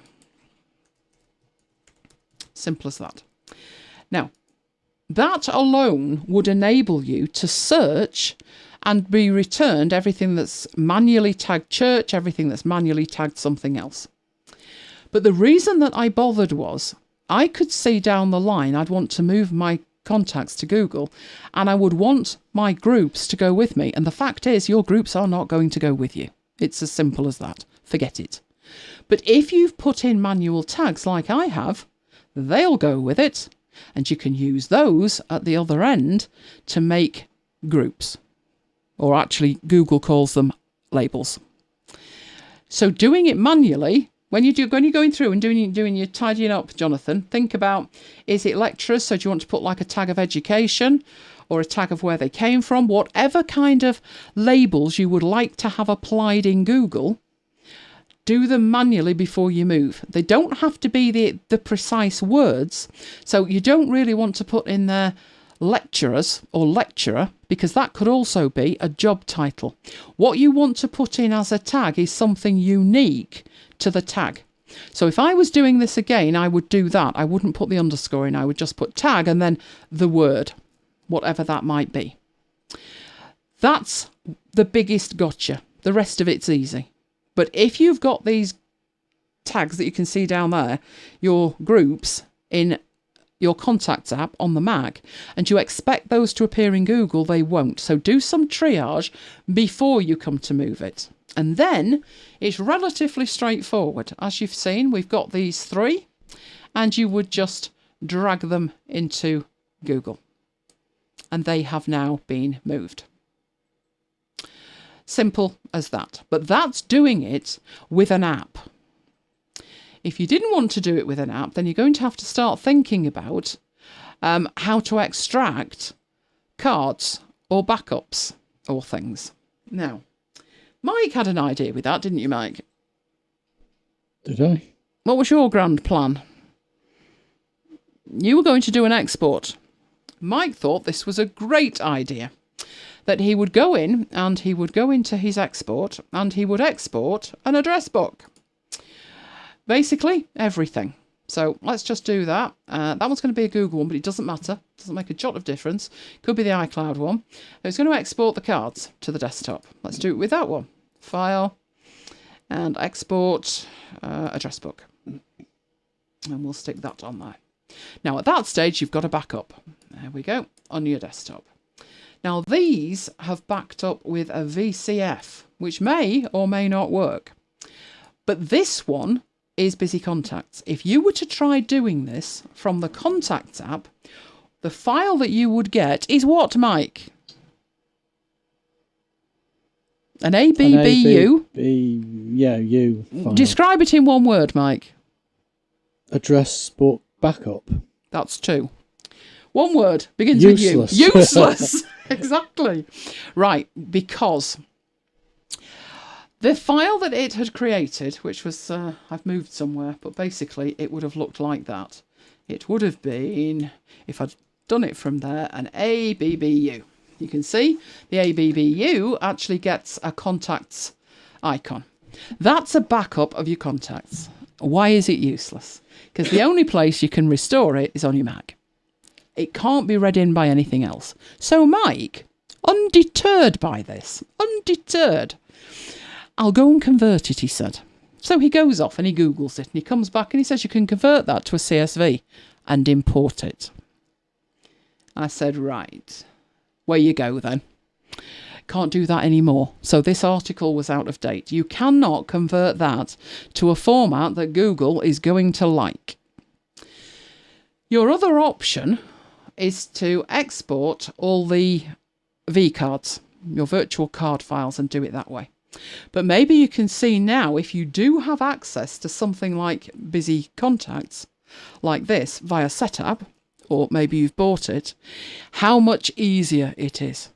It's a lot easier. Just to drag them, drop them, and you are done. So, Jonathan, you've got access to that. Are you going to try doing that now as well? The only thing you have to think about is these manual tags. Now, I'll show you at the other end, for which I'm going to need a browser. So I'm going to go to my contacts. That's not going to get me anywhere, is it? Why aren't my contacts appearing? Google contacts. No, not having it. Hang on, let me get to them. And I'll bring it on screen when I've got there. I've got to be very careful with GDPR that I don't show anybody's email address, which is tricky when you're showing your contacts. Where we go, contacts. Right, I'm going to go into the settings of the contacts. More settings. That doesn't actually help me at all. So I need to get somewhere where I'm not showing everything. Oh, come on. Can I do that? No, I can't. I can't. I am pondering how I could best do this. And the answer on this screen is I can't hide everything. I'll tell you what I'll do. I will attempt magic by doing something else and bring that on. So you just stare at my blank screen while I sort this out. Right, so Jonathan says he's a bit worried about how it plays with things on the iPhone. It will all be okay. It's absolutely fine on the iPhone. Just turn off your iCloud contacts and turn on your Google contacts. It's as simple as that. If there was any issue, Mike and I would have found it by now, can assure you. Right, what I'm doing is I'm trying to log into a Gmail account, which is the MacBites account. Which is MacBites UK at gmail.com, and get to the contacts on there, because there shouldn't be any. You know what's going to happen, don't you? I'm going to find out there's contacts in there. Hopefully not. Hopefully not. Right. Because I can't hide mine. That's not good. Right, let's go into here. So I've got no mail. Oh, I do have 230 spam mails. Let's look at the contacts, and hopefully there's none in there. Contacts, excellent. Fabulous. Doesn't look like I've got any. There we go. Right, don't make any appear. Right, no contacts. So this is what it would look like when it goes in. Now, you can merge your contacts, you can import your contacts, export your contacts. So let's try an import. Now, first of all, it needs a file, and it tells you what it needs. It needs to be a CSV or a V card. If you haven't got a CSV or a V card, then you might want to create multiple contacts instead, and it'll then talk you through that process. Now, what have I got here? I wonder if it'll take that VCF. But that's everybody. So probably not the best idea I've ever had. I just wanted to show you importing one. So let's see if I can... let's get busy contacts back, and let's just even export one person. One person would do. That's the calendar, not the contacts. Right, contacts. Let's try Mr. Tester. Right, so we've got these three that are now in Google, but I'm going to take them back yet again and put them in iCloud. Right, so these three people, your options are exporting the selected cards or an address book. We've already worked out an address book won't help you. So let's export the cards, and it says test one, tester, and two others. So that's your option there. I find it far easier to go through an app. Seriously, far easier. But we'll try it and see if it'll take it. So we've got a VCF, which is the one at the top. A virtual contact card. It says there, that's the name, and we're ready to go. But up here, it says import contacts, and there's a no label. Once you start doing this, and you're maybe making 2 or 3 passes at it, do assign a label to it. So create a new label, and you might want to put like import, and then a date and time, like that. And then at least you've got a way to hook into what you've imported. And then just hit the import button, and it says importing, and there they are. Test tester, test 2, test 3. He had a number, but one had an address. No, not him. There we go. Now I've got imported and a time and date, but you can also see here it automatically applies an imported on, and it gives you the date. The reason I put the time and date is I'm going to be doing this 15 times in a day, bringing in different things from different places. If you're only going to do it in one pass, then you're absolutely fine. But it is that simple to do. Export them as V cards and then bring them in that way. Or use an app. Simple as. Now, at this end, we know that in here we've got tag testing and tag church. We've got tag testing and tag church. So how does that work for labels? Because we've created labels over here. So first thing you could do is to create a label. So let's say I create a church label. Now I've got one. And that one was church, and this one was church. So I could do that and then go to label and apply a label like that. Just hit apply. And that would work. So I go to my church label and I've got 1 and 3. My other one was testing. So I create a testing label. I go back to all my contacts. This one was my testing one. And I apply that there. I think I had another one as well, didn't I? Yeah, these two were testing. So let's make sure that they've got testing and apply. And then when I go to testing, I've got 1 and 2. Obviously, that's a bit annoying if you've got lots to do. But in the search, if you put in tag church, you can find the ones that were tagged church. So let's delete that. We'll keep all the contacts, but just delete the label. So this is the other way to do it. You go to the search, you put in tag church, and you find the 2 that you want. You click on one of them, and you do have to do that. If you look at the top, there's no way to do a select all until you've selected one. At which point you can say select all. So just imagine that we've got 60 of these, and then do exactly the same thing. This time I'm going to create the label inside the process. And now we've got a church one, and that's exactly what I did with mine. So the key to making it easy at the Google end is do the triage at the iCloud end before you move and create manual tags, basically.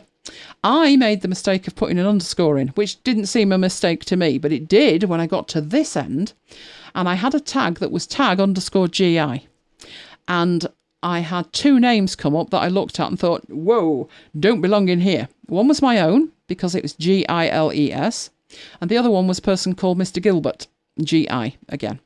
So don't put anything fancy between the word tag and the actual tag. And then hopefully, because it's got tag at the beginning, you can use that to manipulate it in many different kind of ways. It's not a difficult process. It might be time consuming just from the perspective of making the decision you're going to move and then working through your contacts. But you'll be glad you did it in the end, because there was such a blessed relief when I got them where they needed to be and I had them all beautifully labelled. The tags I left where they were. I didn't delete them afterwards. And I thought, if I ever need to take them back to iCloud or any other contact system, I don't know where they're going to be in 10 years. We might all have moved to something else. But wherever I need to go, the fact that I've got manual tags in them means that I can use that as a hook to create smart groups or anything else that I need to do. And once you've got your contacts in here, so there's all our contacts. Select one, select them all. Do an all. And then I can do an export. So selected contacts, all the contacts, and you get formats that you can choose from. So if I wanted to back these up, I'd probably say all the contacts, Google CSV format, and export. Having them in Google, I know Google could suck your soul, but then so can't they all? Having them in Google means I can work in a browser, and I can do all of this in a browser and do all of the backups and stuff. Jonathan makes a very good point. It's not like that we can go out at the moment. Doing it now makes a lot of sense, Jonathan. It does. It does. You need to be occupied, don't you? But there you go. Right, so those were the 2 bits that are the most difficult. Obviously, your email's fairly straightforward. But the calendars and contacts, you think to yourself, that's going to be the difficult bit. Because I might lose something, or this might happen, that might happen. You've got to think about it. So there you go. Right, let's move on. Let's move on. I've got one more before I hand over to Mike. Well, one and a bit, actually. So we looked at mail and said you'll basically be either leaving your mail where it is, forwarding it on, or getting a new mail address. But the trick was the calendars and the contacts. They are nowhere near as difficult as you think they are, but if you were anything like me, I was full of questions. What happens if this? Well, what if I do that? Well, how will I get to iOS? How will it understand? And I had those questions for calendars and contacts. I left my contacts a long time. I did my calendars first and I was thrilled with it. I then realised how little I actually accessed my contacts. It didn't matter that I left it 6 months. But when I did, It was nowhere near as difficult as I thought. Absolutely nowhere near as difficult. If you get stuck, you can always ask. Now, the other thing in terms of moving from iCloud to Google is the Google thing, isn't it? Which is the Google Drive bit or the iCloud bit. So we're going to look at that next week. Mike, make a note of that before I forget. But right now, I could have done the Google thing, but no, I'm not going to do the iCloud Google thing. You might not be wanting to do it. You've been bored senseless. So I'm going to go into something else that I've been asked to look at, which is Dropbox. Dropbox Basic versus Plus versus Pro. And why would anybody pay those silly, silly amounts for it? And they are silly, aren't they? Look at it. I'm sure everybody has long since had a free basic account from Dropbox. Tell me in the chat, have you? Oh, Neil, I talked to Mike about that today. Can't say any more about that yet, can we? What?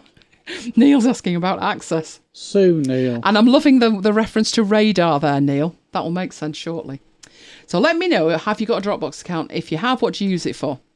I've had a Dropbox account since forever, about 2008.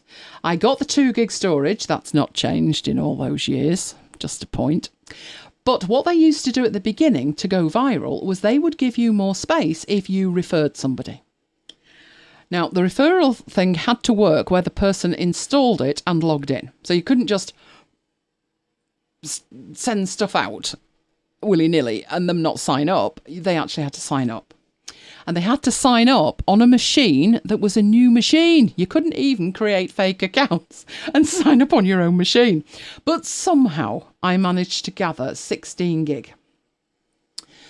So I had 16 gig of storage, and all I used it for, I had nothing clever going on in the synchronization department.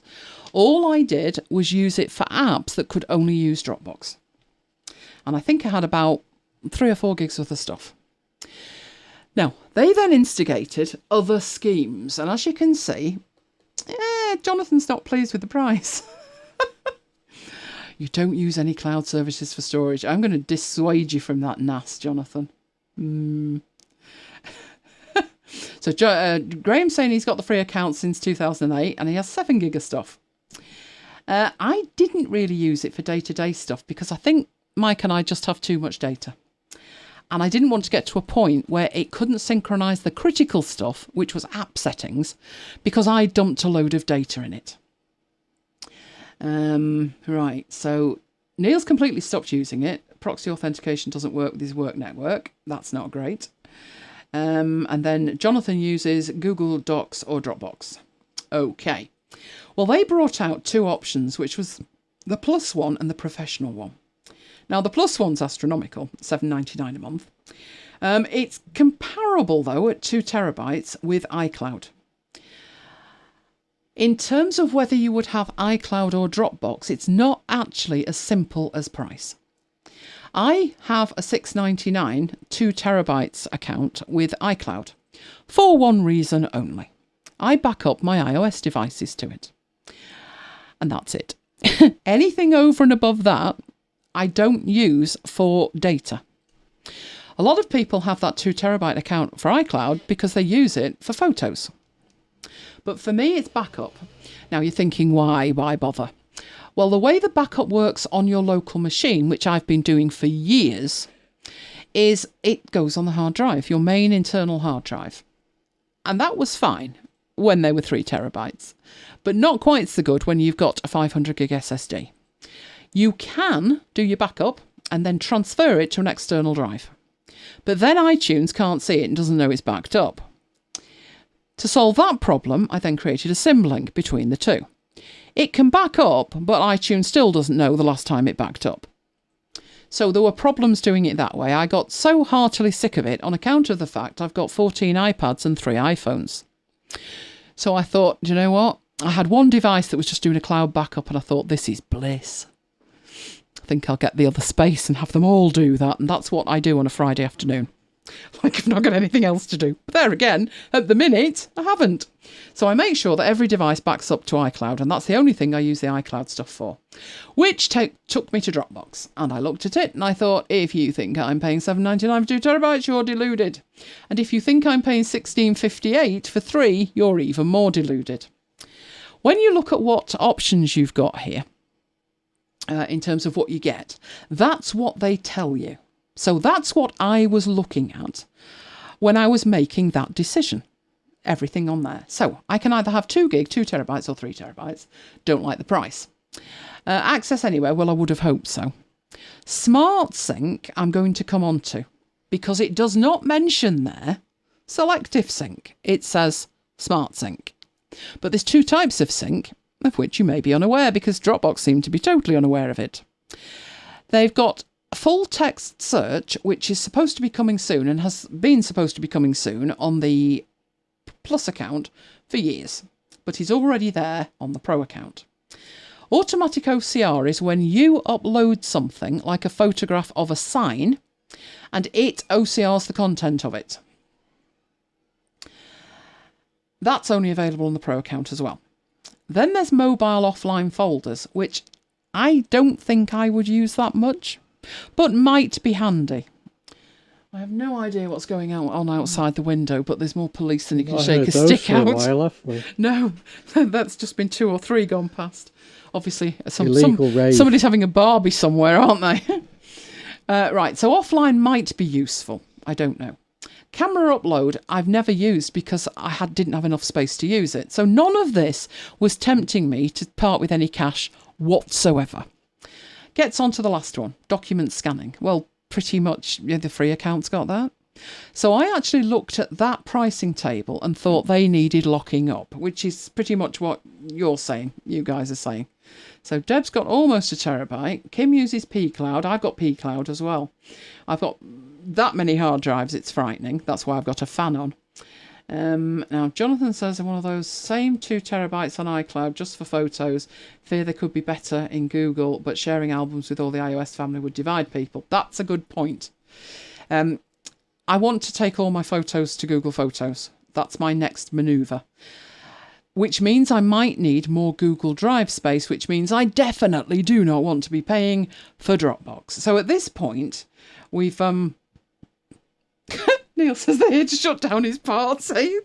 You're a bad boy, Neil. No, our party. Oh, no, gosh, not our party. No. They've careered past us. We're fine.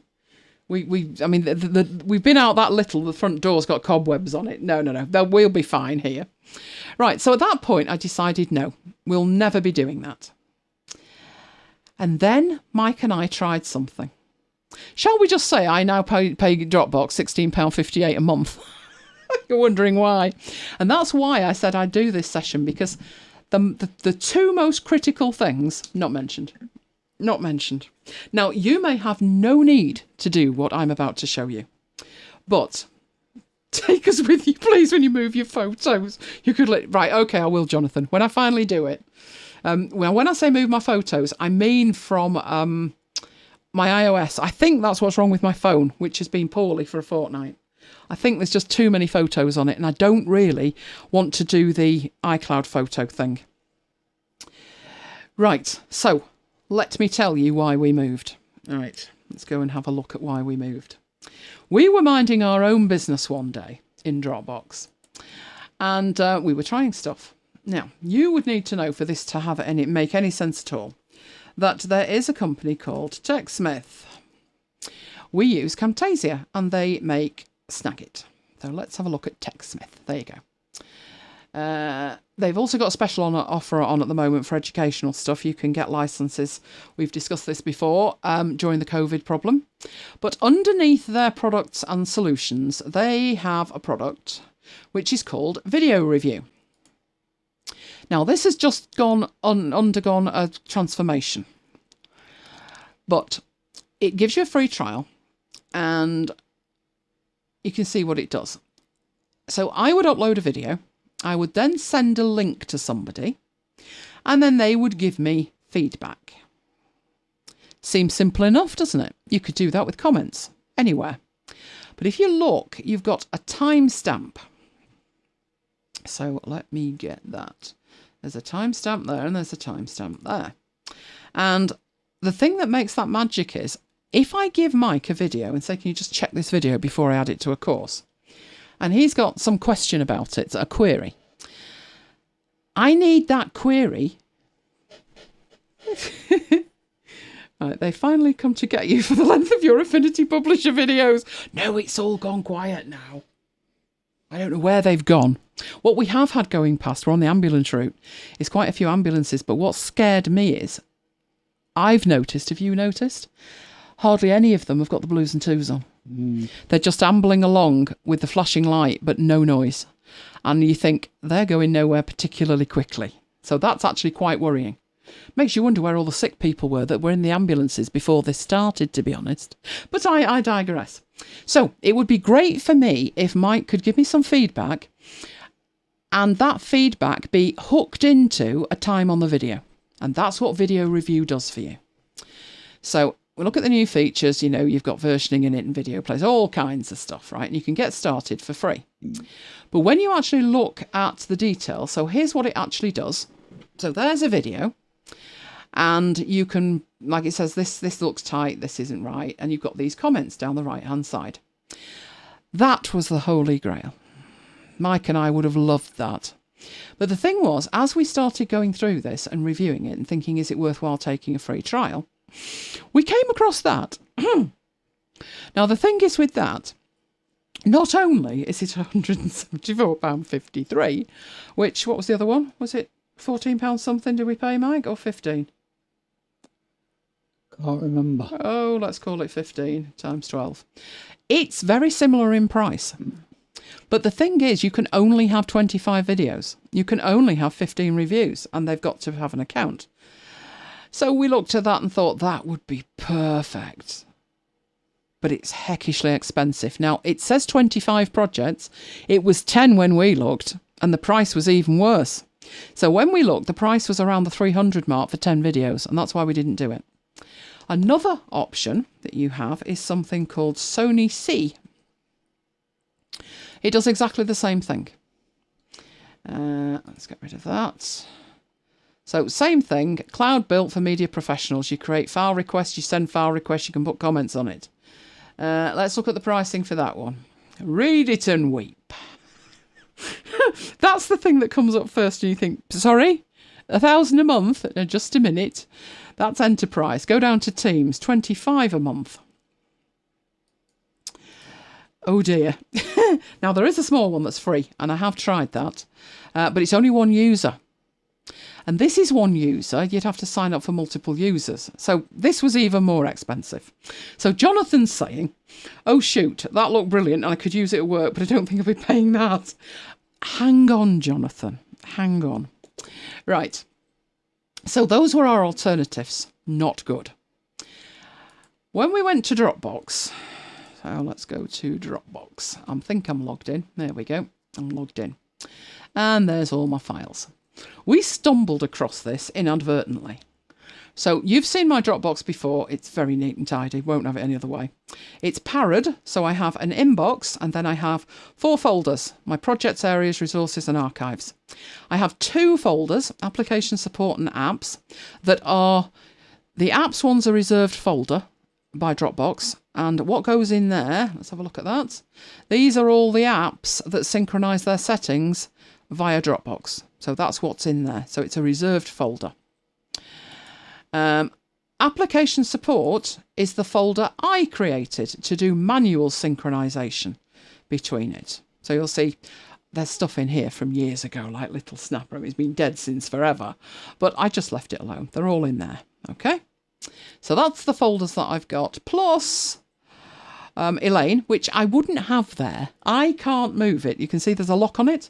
That belongs to my dentist, and in it there are photographs which will never see the light of day in good company. My before and after photos of my teeth, and I can't move it. If I could move it, I'd put it in the archives, but I can't because I don't own it. The dentist does, and I've only got read access, so it's got to stay where it is. And then I have file requests. And that's Helen's file request and the Our Parishes file request. Not forgotten, you, Helen. And in the Our Parishes, you can see there's all the masses that have come through to me. So there's today's. So that's what I've got in my Dropbox. Screen Steps RIP. Tell me about it, Neil. I'm still looking for a replacement for that. But that's what I've got. Now, it's not obvious at all from any of that you could have, in effect, Sony C or TechSmith Review built into that. But you do. Why don't they tell people? It's criminal. It's criminal. Right. So in the resources, I have lots of resources. But at the top, I have, and it's shared with Mike, 2 members, I have in there the AV review process. So what I put in here are audios and videos that I want Mike to check. So he's checked the Walker's Warblings. There they are. And MacBites 124 was a long show. So we literally did half of it and then finished it. So the whole thing was done. I was in the middle of the edit. So there's 2 copies of that. But what we found in here was, if we went and opened one of those files, we got this. And you can see, there's Mike giving me a question. Am I being nitpicky, Neil? That's not you, Neil. That's another Neil who's very nitpicky. Sorry about that, Neil. But publicly, not Neil, not the Neil. It was another Neil. Right, so what you've got here is the actual file. I didn't do anything special. I didn't make a page. I didn't do anything. It's just an MP3 on Dropbox in a browser. When you click it, you get this environment, which is fabulous.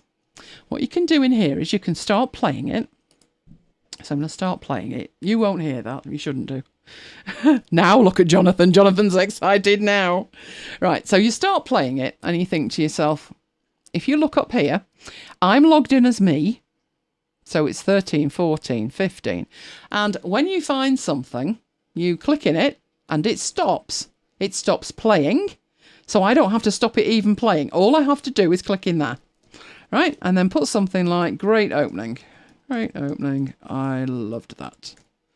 And then post it, which is that, I do believe. There we go.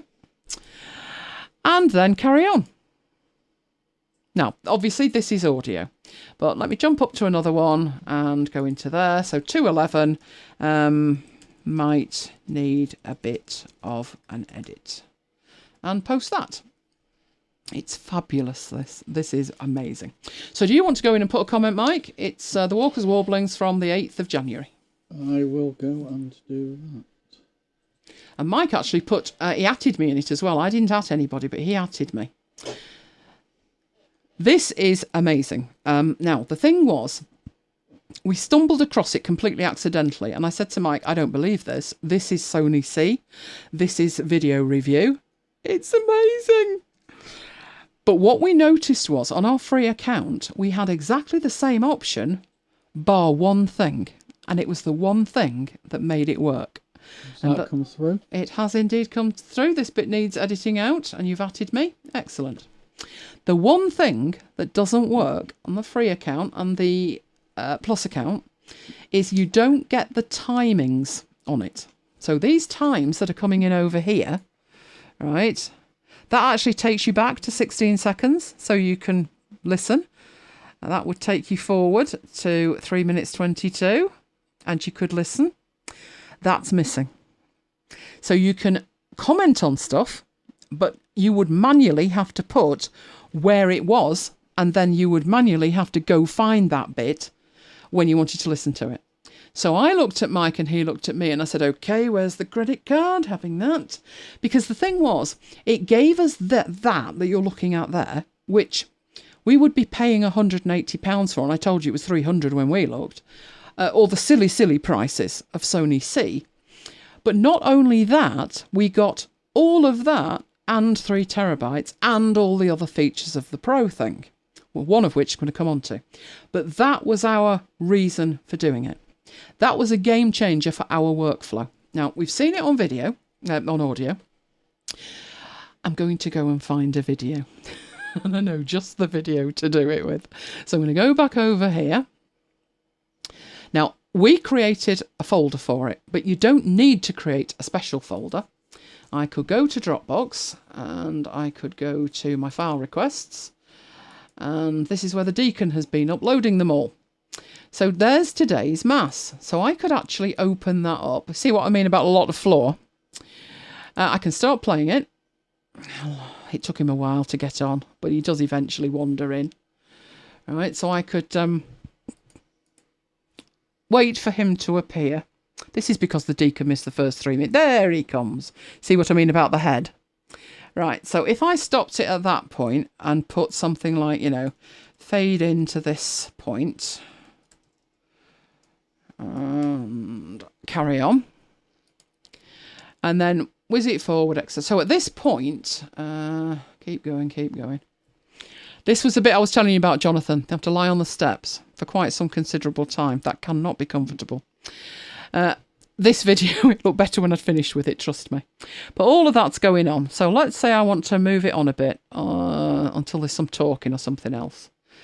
This is quite a big file as well. Right, so doing the homily over there. This was why I had to crop all the floor out, you can see. But let's say at that point, I want to say something like, and this would probably be genuine, increase audio levels. Even if I'm, I should know there that I'm actually putting that in with Command Enter. Even if I'm just putting notes to myself, is he doing push-ups? No, it's like prostrating yourself before your deity is the gist of it. So normally there's 4 of them on the floor. And we often wonder if we're going to need help to get them up. But it's just, they do it at Easter. They don't do it at Christmas, do they? No. No, I think it's just the once at Easter and during their, when they become a priest. It's already had 190 views. I know. He's a star. He's an internet star. But even if I'm just, I mean, it's great this, that I could say to Mike. He'll be on TikTok next. He'll be on TikTok next. Did you do a, yeah, there you go. So, an at Mike T, and then I can put something like, you know, can you check this? And then I think it's too loud, which, believe you me, it's not going to be too loud. Right. I definitely did put an R in that. No, you don't want the other way. Right, I use file review features all the time. Can do the same thing with Word documents like images. Good with Dropbox paper because you can have linking out to the documents and files, but you could use Notion for that. Yeah, the thing that made this unheard of for us was having the timed stuff on it, on audio and video. It saved us so much time, it was worth it. The thing is, if you are... is the timestamping available in the free version? No, Jonathan, that's what I've just said. The timestamping is the one bit that's missing. So when we tried it, I said to Mike, this is amazing. I need the timestamping.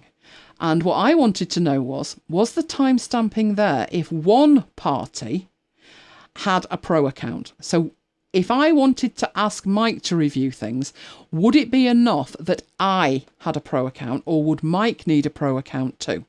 And sadly, the person doing the reviewing needs the pro account for it to have the timestamp. But because it gave us more than just that, so if we'd have gone for video review, we'd have only had 25 files, 10 when we looked at it, and it was heckishly expensive. But it gave us all of that for the I think it's about 170 odd pounds, 180 pounds I think we pay. It gave us all of that, and it gave us another 3 terabytes of storage, which I was concerned about trying to use because I synchronise the whole of Dropbox. £1 a stamp. Well, we edit a lot of video and we edit a lot of audio. So we took it, we didn't, I was persuaded, but let's just say Mike needed a little bit of time to warm up to the idea. But we worked out what we do with it. It's probably worthwhile. It's worthwhile for us. It might not be worthwhile for everybody. But the point is, if they'd have told me it did that a year ago or 2 years ago, I would have paid them money. And they didn't. And I look at the feature list and I think, yeah, blah, whatever. Whereas they didn't mention that. And I just think that's ridiculous. It's totally ridiculous that they don't mention that. When you come in and you deal with everything, as I've dealt with it in here, you can come in and click on one and then resolve them, and then they just disappear. or you can put an edit on it and so forth. So you can, you know, fade in at that point with overlays, and you're saving edit notes to yourself. The beauty of this is it works just as well on the mobile, which blew me away. I was not expecting that. I thought, oh, on mobile it'll be horrible, and no, it was fantastic. So it works just as well on mobile. So if I'm out and I'm sat there and I'm thinking, I wish I was at home reviewing that video, I can do just that. And that then hooked into, wouldn't it be fabulous to have the offline folders that we've talked about? Oh, it worked. So that was one feature that to Mike and I, it was like, take my money. Just take my money. So if I'm making a video course and I've got 50 videos, Mike will be whipping through them and putting comments on them at any point, and I can do the same with his. So for us, for what we do, that was nothing short of amazing.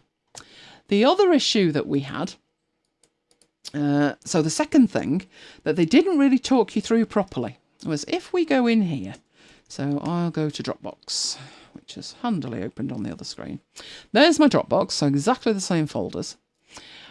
But if I do this and we have a look at how much is in there, like 71 gig.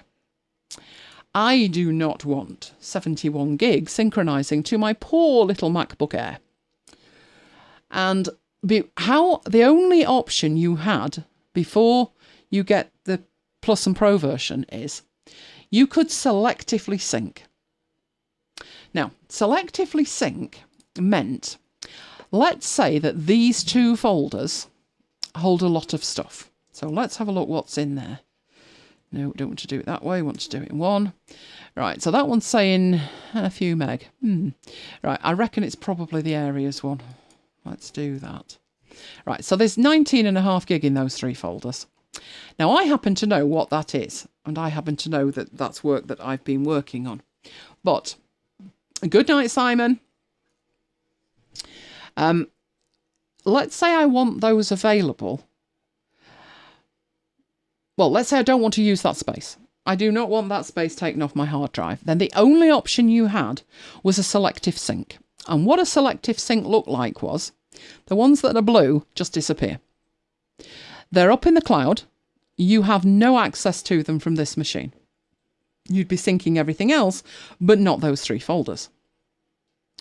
And I said to Mike, but how would I remember they were there? You know, if I can't even see a pointer to them, how would I remember they were there? And he said, well, you don't. So I said, I'm not doing that, which was why I didn't have that much space that I was actively using in Dropbox, because I was concerned that selective sync would mean I'd upload stuff and then totally forget where I'd put it and couldn't find it. Now, there is another beast, Smart Sync. Smart Sync is totally different. Smart Sync is where, let's say we've got a file. Let's go and find a file of some description. I think we've got some on the desktop, haven't we? These will do lovely. Right, so let's get all of those files and put them in as, we'll call them calendar backups. Right, and I put them in Dropbox. They are going to be local to this machine, and I can see that they're there. And when this blue icon there, which is spinning around, has finished, that will tell me that the files have been uploaded to Dropbox. And then a green background with a white tick will tell me that they are local to this machine. So if we open that up, hopefully that won't take all day. There they are. Green, green, green and green. And this one's finishing a backup, which looks like it's a little bit more. And that's why it's got the blue thing. So it's in progress of uploading it. But in essence, those backups are taking up space on my hard drive right now. So if we go in and have a look at the options that you've got in Dropbox from up here, which annoys me immensely. Where's it gone? Dropbox, Dropbox, Dropbox, Dropbox, where are you? There we go. So it's thinking about it at the moment. So you've got all these things in here. But underneath your icon, you will have preferences. And you need to get into the preferences. So there they are. Is it finished? It's thinking about finishing. How big's that file? It must have been everything. Still calculating the size. I'm sure it'll get there in the end. Right, so in here, in your preferences, you have this sync option. Now, because if I go to account it's telling me that I'm, hang on, should say Pro somewhere. Is it not saying Pro somewhere? Well, it is Pro, or I wouldn't have this, would I? It says Sync, but when you look here, you've got two. You have Smart Sync at the top, which is that bit there, but you also have Selective Sync. You can use them in conjunction with each other, but if you have a free account, you only have Selective Sync. So that's the issue. So let's have a look at what that actually means. Well, Selective Sync means you want to see on this computer, select the folders you want to see, but any folders that you deselect will just vanish from this computer. You will have no idea that they were ever there. And that's the bit that freaked me out, and I never ever did it. That's why. Now, Smart Sync's completely different. So first thing to think about there is a link that says how Smart Sync works. And what that will do is take you out to this page here in a web browser. Move that out of the way, and it will explain in painstaking detail what it means and what the icons mean, etc. And it tells you how to get started with it. Right, you finished yet? Oh, I thought you were nearly done, but you're not. Right, so in here with Smart Sync, you choose to manage everything. It has chosen to open that on a different window. Right, let's have a look. So that's reading in the settings that I have previously set. Hopefully it won't take too long to do it, but it looks like it might. Oh, Lola's up. Yes. I'm liking that collar. I know what she's up to. Right, so it shows you the root folders. And you can see from this that my projects have the white background. My resources have the white background. My archives have the white background. All of these that have the white background with a green tick are set to Smart Sync. Now, what's the difference between that and Selective Sync? With Smart Sync, I can see them. They're still in my system here, and I can access the data. One, let's say project. Right, we come out of that. Take that out of the way. So let's have a look at projects. You can see I've got this green tick white background. When I open that up, I've got some that are local and some that are online only. So this one's not being accessed on this machine. Same with the areas. The areas should be offline. Some are, some aren't. Depends if I edited them on this machine. That one's actually pretty much full. My resources, also got all of those. And this one, cloud only. So that one's not even going to go on demand. It's in the cloud only.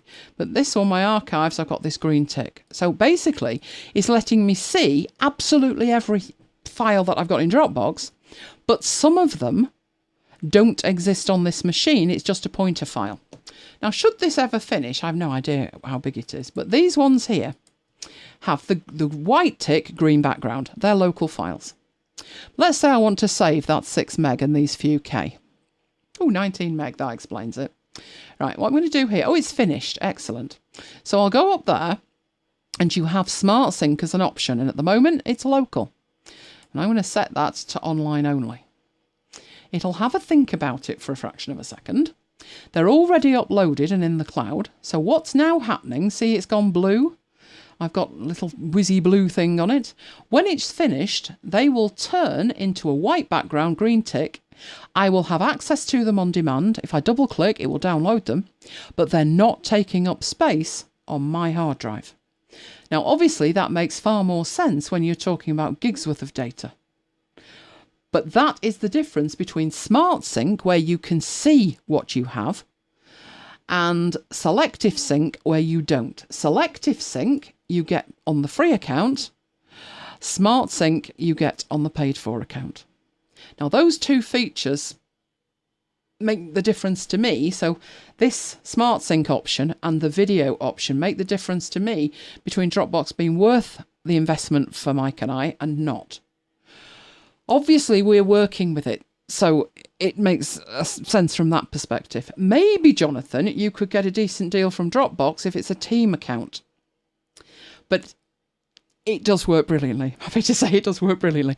Sell it to your boss on the basis of how much cheaper than Sony C it is or TechSmith. Because the beauty of this one is, by comparison to TechSmith, which is now a similar price. So you might think to yourself, you might go the TechSmith way. But don't do that. Because you've only got the 25 videos, and in here you could have 5,000 if you wanted. So from that perspective, it is actually worth it. It's worth it for what we do. It's having a rare old think about it here. And the reason that my areas is so much bigger than everything else is here's my marooned. And I've not done today's marooned. There's today's marooned. But at the moment, they're all on there. The reason that I edit, this is just another slight aside, the reason that I edit marooned in Dropbox is it's backed up and it will not edit in Google Drive. We have tried, it corrupts itself. I have no idea why. Hindenburg, which is our editor, does not like it. It does not work with it at all. So that's another reason we can now have it backed up as we go in a cloud, which means I can switch machines at 2 seconds notice, which I had to do this afternoon, which was why I was fighting with iCloud, and seamless workflow. So just a handful of reasons to think about Dropbox, the ones that work well for me. Couple of freebies. First one is I did a search and I put free course Envato and loads came up. Loads. So that's what you need to do. It's tutsplus.com/courses/search/free. And it brought up loads of them. They've made quite a few free at the moment, mindful of the situation. And of course, we always have our creative market. Today they've got more on Procreate. I know you all want me to look at Procreate, and I will. More on that. And there was also one for Google.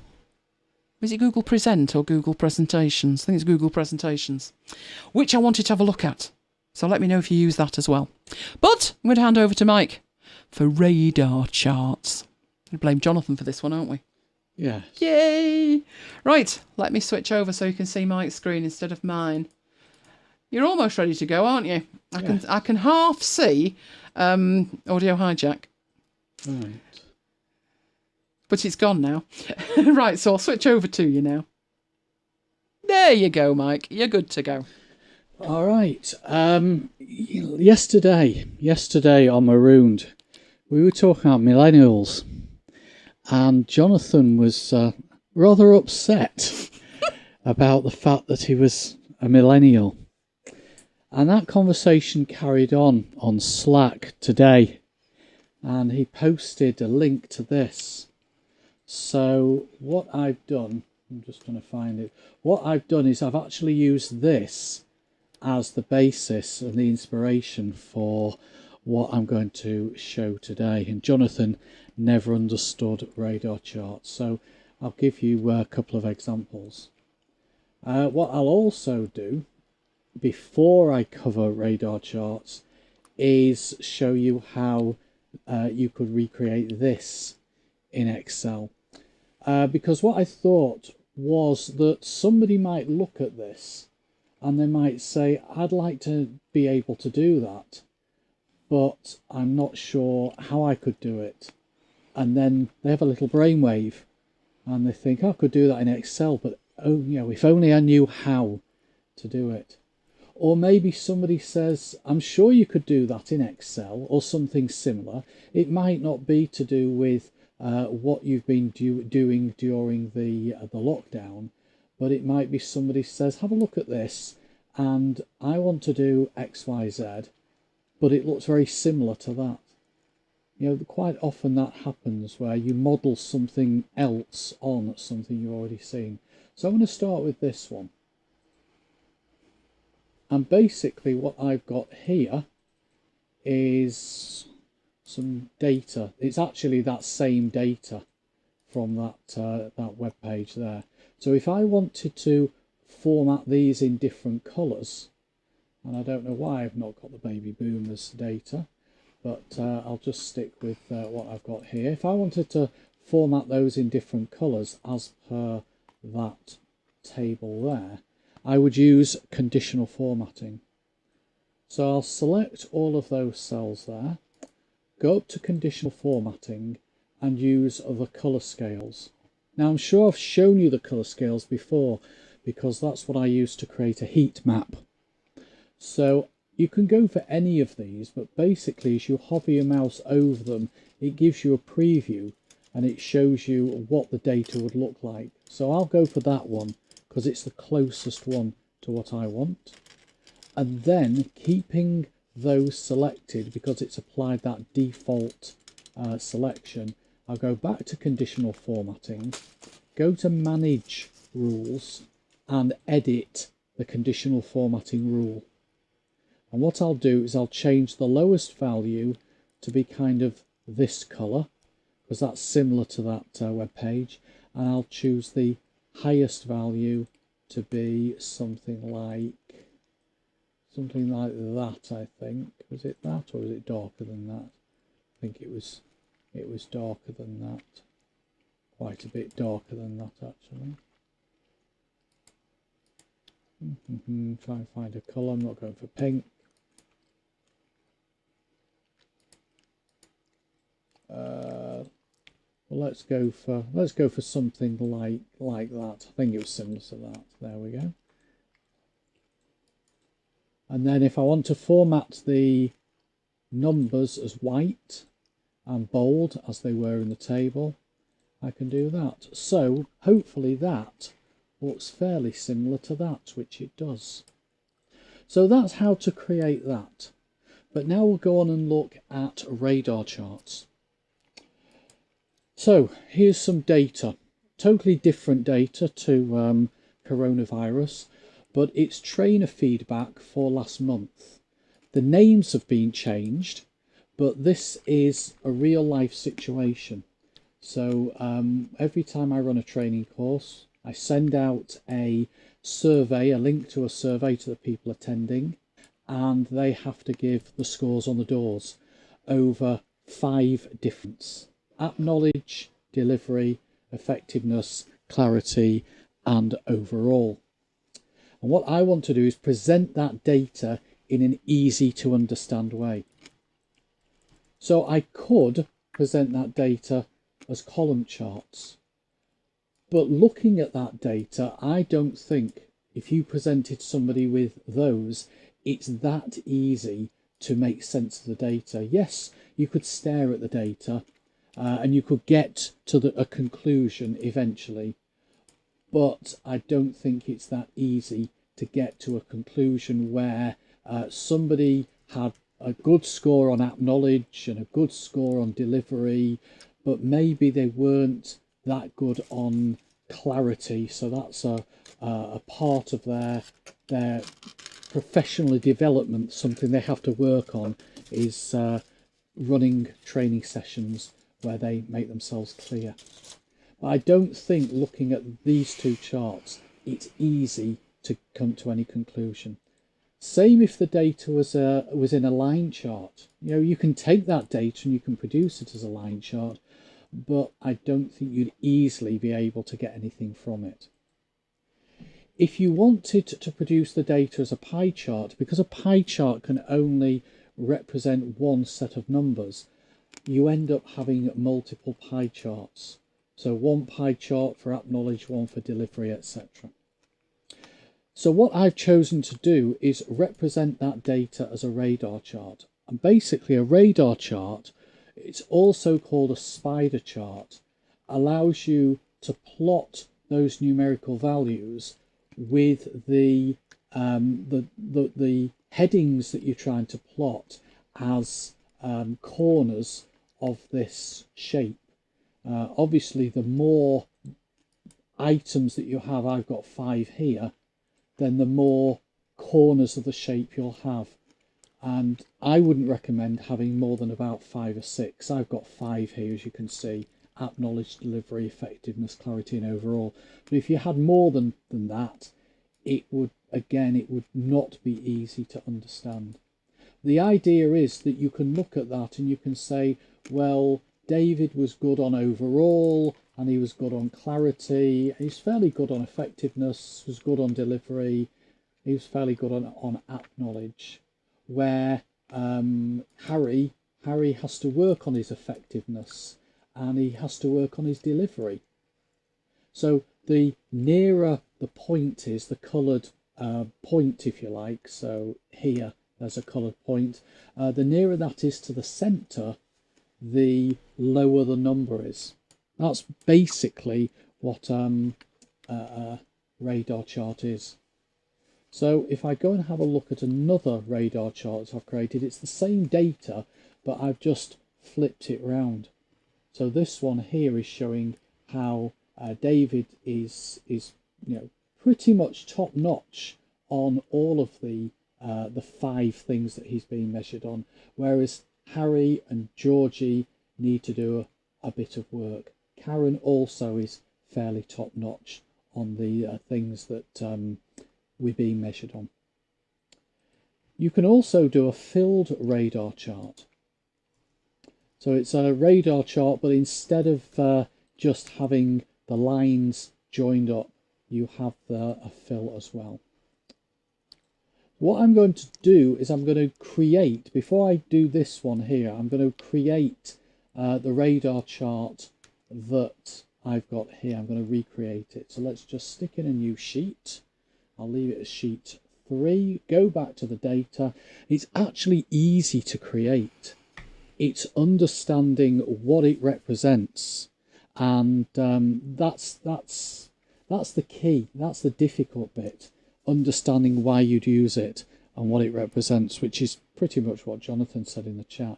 So all I'll do is select all the data, click on insert, go and find the icon that has the radar charts in, and it's not an icon of its own. It shares the icon with waterfall, funnel, stock and surface charts, and then choose the radar chart I want. So you can see you can have it with markers, without markers, or with a fill. Let's go for without markers. Move the chart, resize the chart, and you're pretty much done. You can do things like change the chart title, which I've shown you how to do before in previous weeks. Select the title, type an equal sign into the formula bar, and select the cell where the title's coming from. You can change the colours if you want to by clicking on one of the lines. I've chosen the blue line there, and then going over to Format Shape Outline. I'm picking a different colour. If you want to change the size of the text, click on one of those labels and then just go and change the size of the text in the usual way. If you want to get rid of these numbers here, click on them to select and press the delete key. If you want to get rid of the actual grid lines here, select one of them. They all get selected, and then just press the delete key. So you've got various options to tidy it up as well. So actually creating it is fairly simple.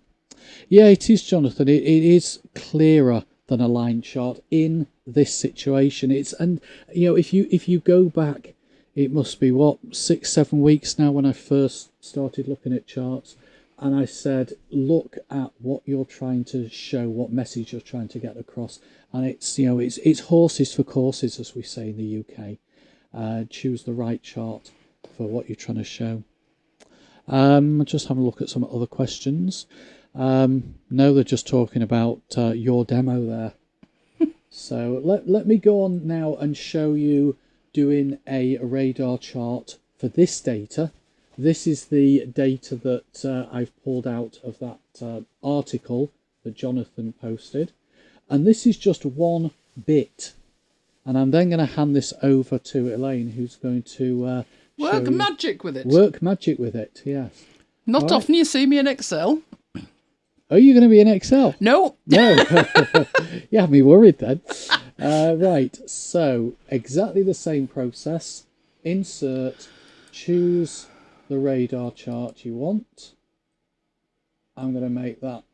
I'm actually going to cut and paste this and put this on a separate sheet for reasons that will become clearer shortly, because I want it to be a fair bit bigger. That'll do. I'm also going to remove the grid lines from the spreadsheet because they get distracting when you've got a big chart.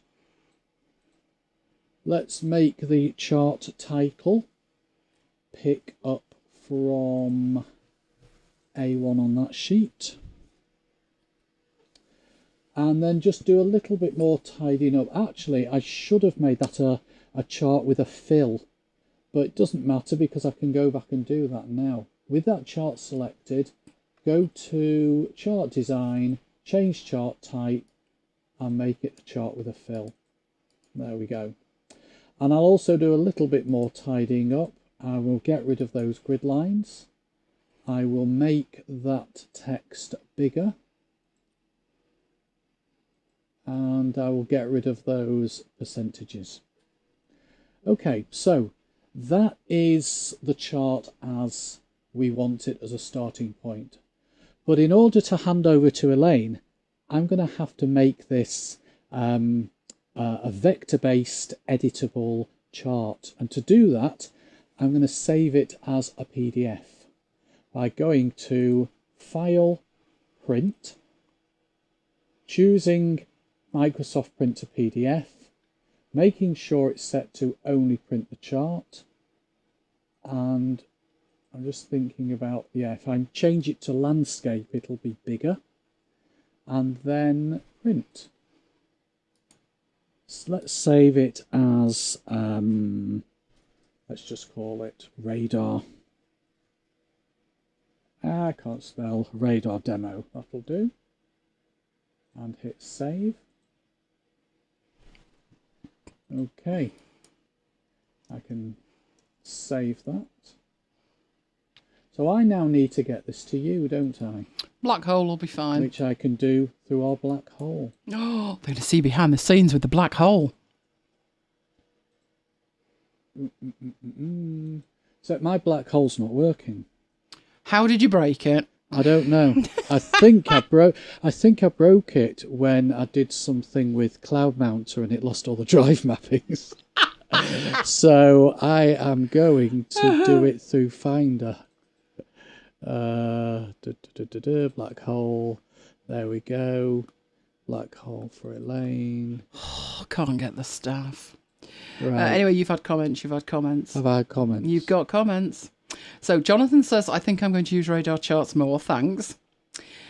You see, now you know what they can do. They're great for comparative data, aren't they? Can you change the scale of the radar? Let's go back and reopen the file and have a look. In the meanwhile, I've stuck it in the black hole for you. I'll find it there in the end. I'm sure you will.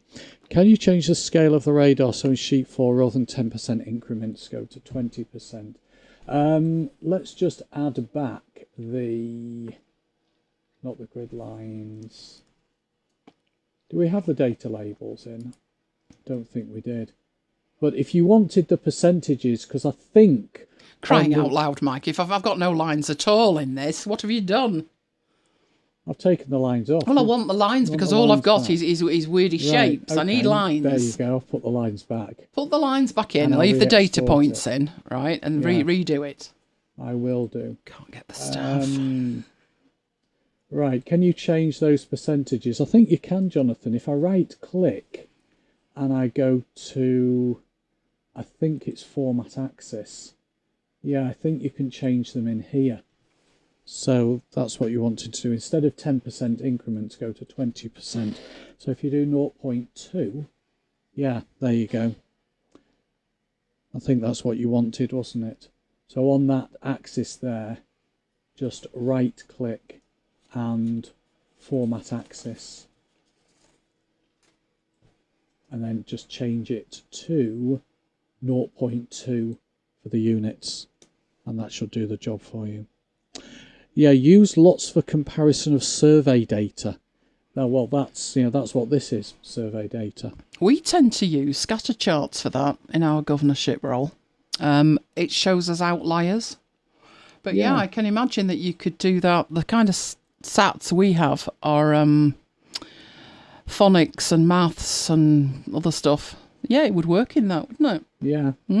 Right, in order to get all your grid lines back, I'm going to have to change that, though, from being 20, 40, 60 to being... Just undo and put my grid lines back. The grid lines will come back. You see, for the bit I'm going to do next... Hello, Tracy. Way, Tracy's with us. Tracy is in the house. There we go. It's better for me with what I'm going to do, and better for everybody else if they're going to try and follow what I'm going to do, that you actually have more information on the chart. So what Mike's tried to do is kind of simplify it, which may be great if you're showing it in Excel. But the bit I'm going to do, not touch Excel. No. So I want to see more rather than less. So I'm regenerating the PDF for you. Excellent. Now I'm sat here with the black hole open, waiting for it. It'll appear in the end. I've got the one from 2332. Not looking good for slots tonight, I can tell you. Not a slot to be had. Right, Radar Demo 1, it's in the black hole. Right, okay, excellent. Right, I'll switch back to my screen then. That's what we'll do. And then we'll go back in there. Right, what I'm going to do, as it says there, I'm going to attempt to take the Excel chart into Affinity Designer and turn it into the infographic style that it was originally. I know it started life as that, but normally you would only have the data and the infographic would be the end of the process. So that's where I'm heading. That's the plan. I now have Radar Demo 1, so I'm going to open it so you can see it. So this is the PDF that Mike has done, and it's got all kinds of stuff all over the place. Right, but that's not a problem. If you think about the kind of infographic that you would want to see in media, you wouldn't want anything like that kind of detail on it. But you can see Jonathan's excited now. His two favourite apps, Affinity Designer and Excel. Right, so the starting point is you need a PDF.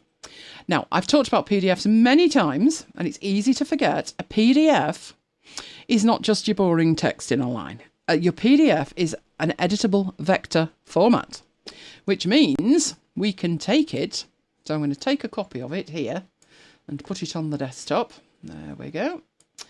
And I'm going to open that. So let's do the open with. I could drag it, but I'll do the open with and we'll send it to Designer. So you get this dialog box, which is asking, do you want to load all the pages, specific pages?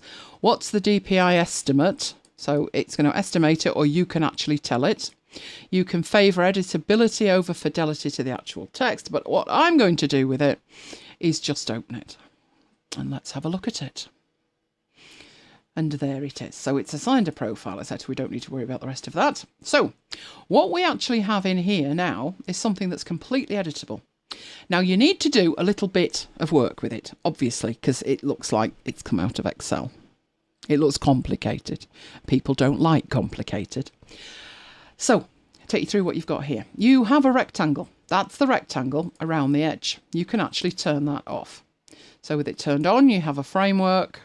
Without, you don't. Well, we're not going to need that, so turn that off. But what I would tend to do is, if this was something for a client like a newspaper who wanted an infographic, then I'm going to have to make sure that all of this is organised. So those 4 squares are the key up here. But they're also, with the millennials, Jonathan, the Gen Z, the Gen X, and the baby boomers. And that is these bits here. So those bits there, that's your outside frame on your key. And somewhere in here, there's one missing, isn't there? The millennials have gone missing. Where's the millennials? Somewhere down here, there should be a millennial. So let's grab that lot and say that that lot so far, media consumption in there. Yep, that's the one. All of those are part of the key. So I'm going to group those together and call them key. And then toggle it on and off and see how we're doing. Yep, everything's there, so that's the key. So I can choose whether I show the key or not. Right, and then we've got all the rest of the detail. Now, there's lots of text because we've got the online game thing, video games, physical press, all of these in here. I'd guess from the online games down to there, let's test it, that's all the labels. So if you want to make those toggleable, group them together, put them in, and put labels. Could even put data labels.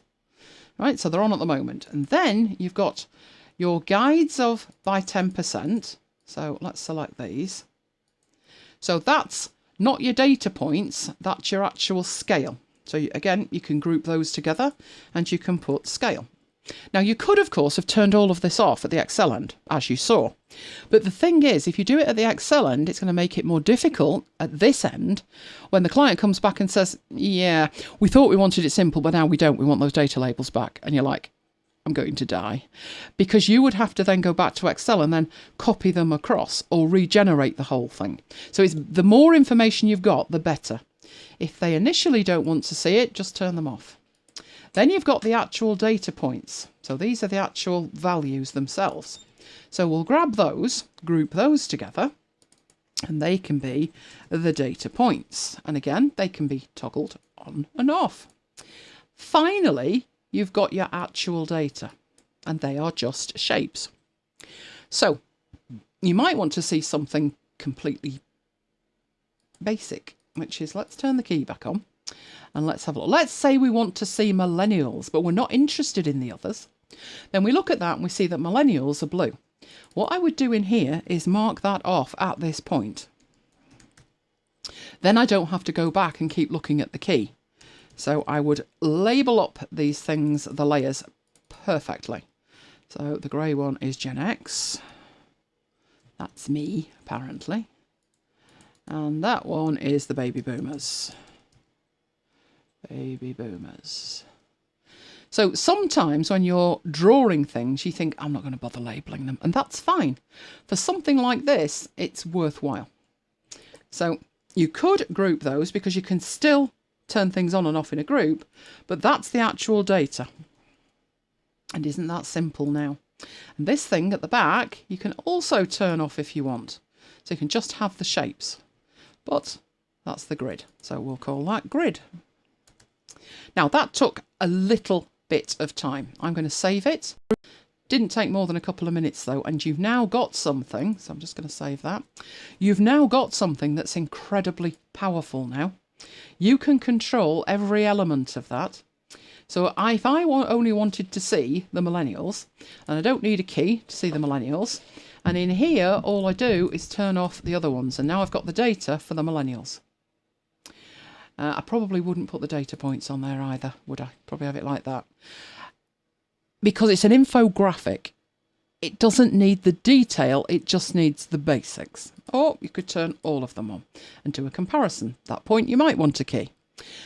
But that's just playing around with the data from Excel.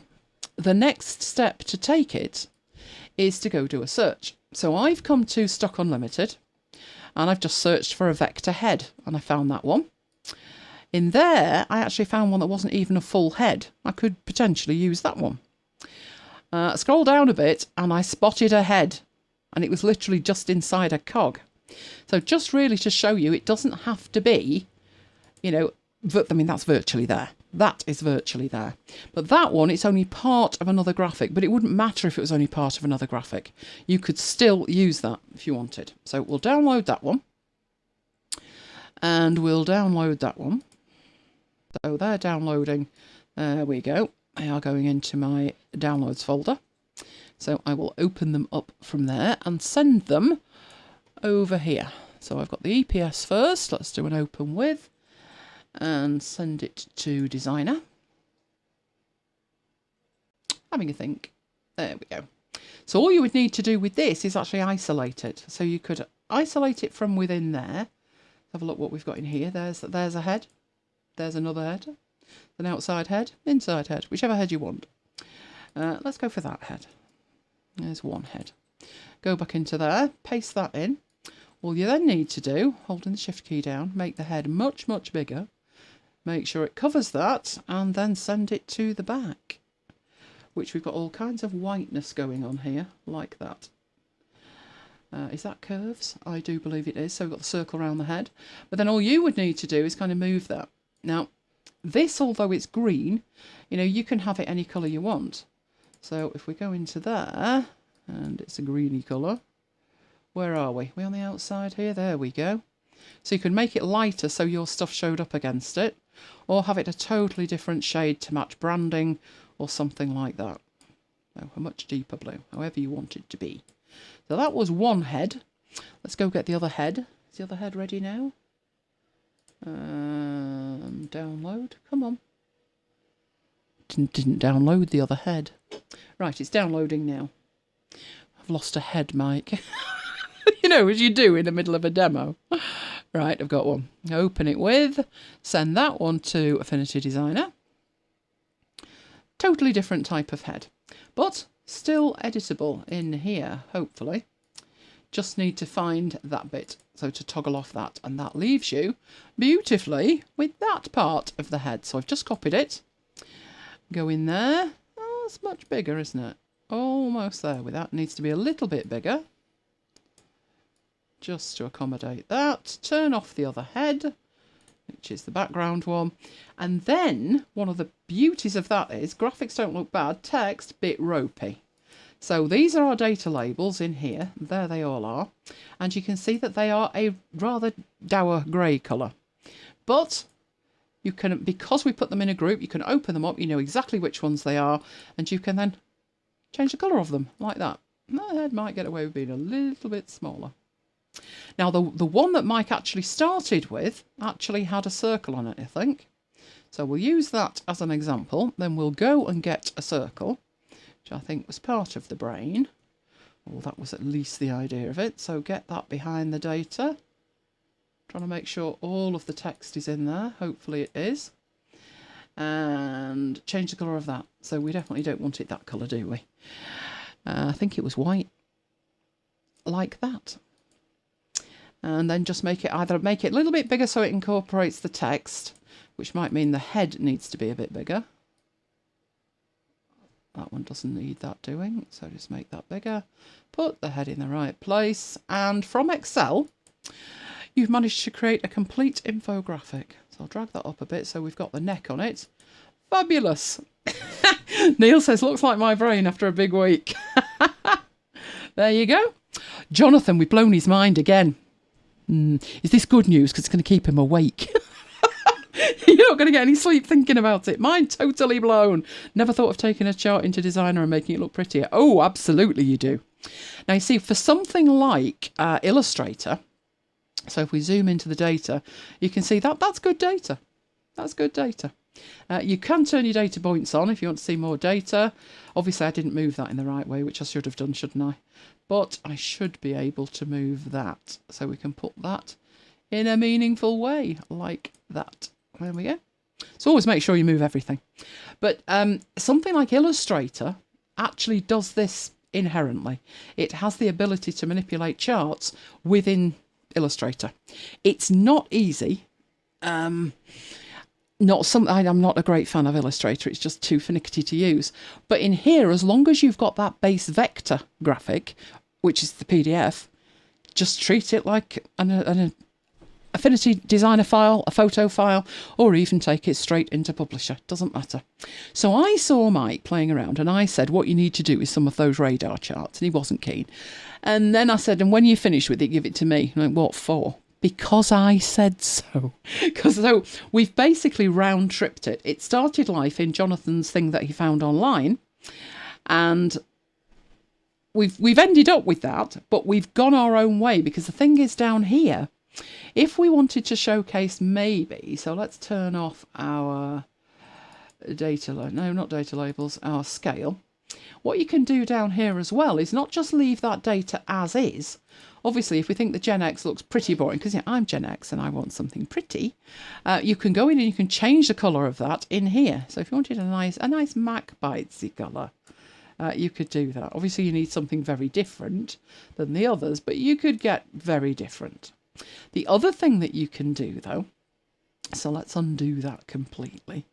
Let's get back to where we were, is if you're only showing, for instance, the millennial one. So we'll toggle off the others and you're showing the millennial one. So there's your millennial.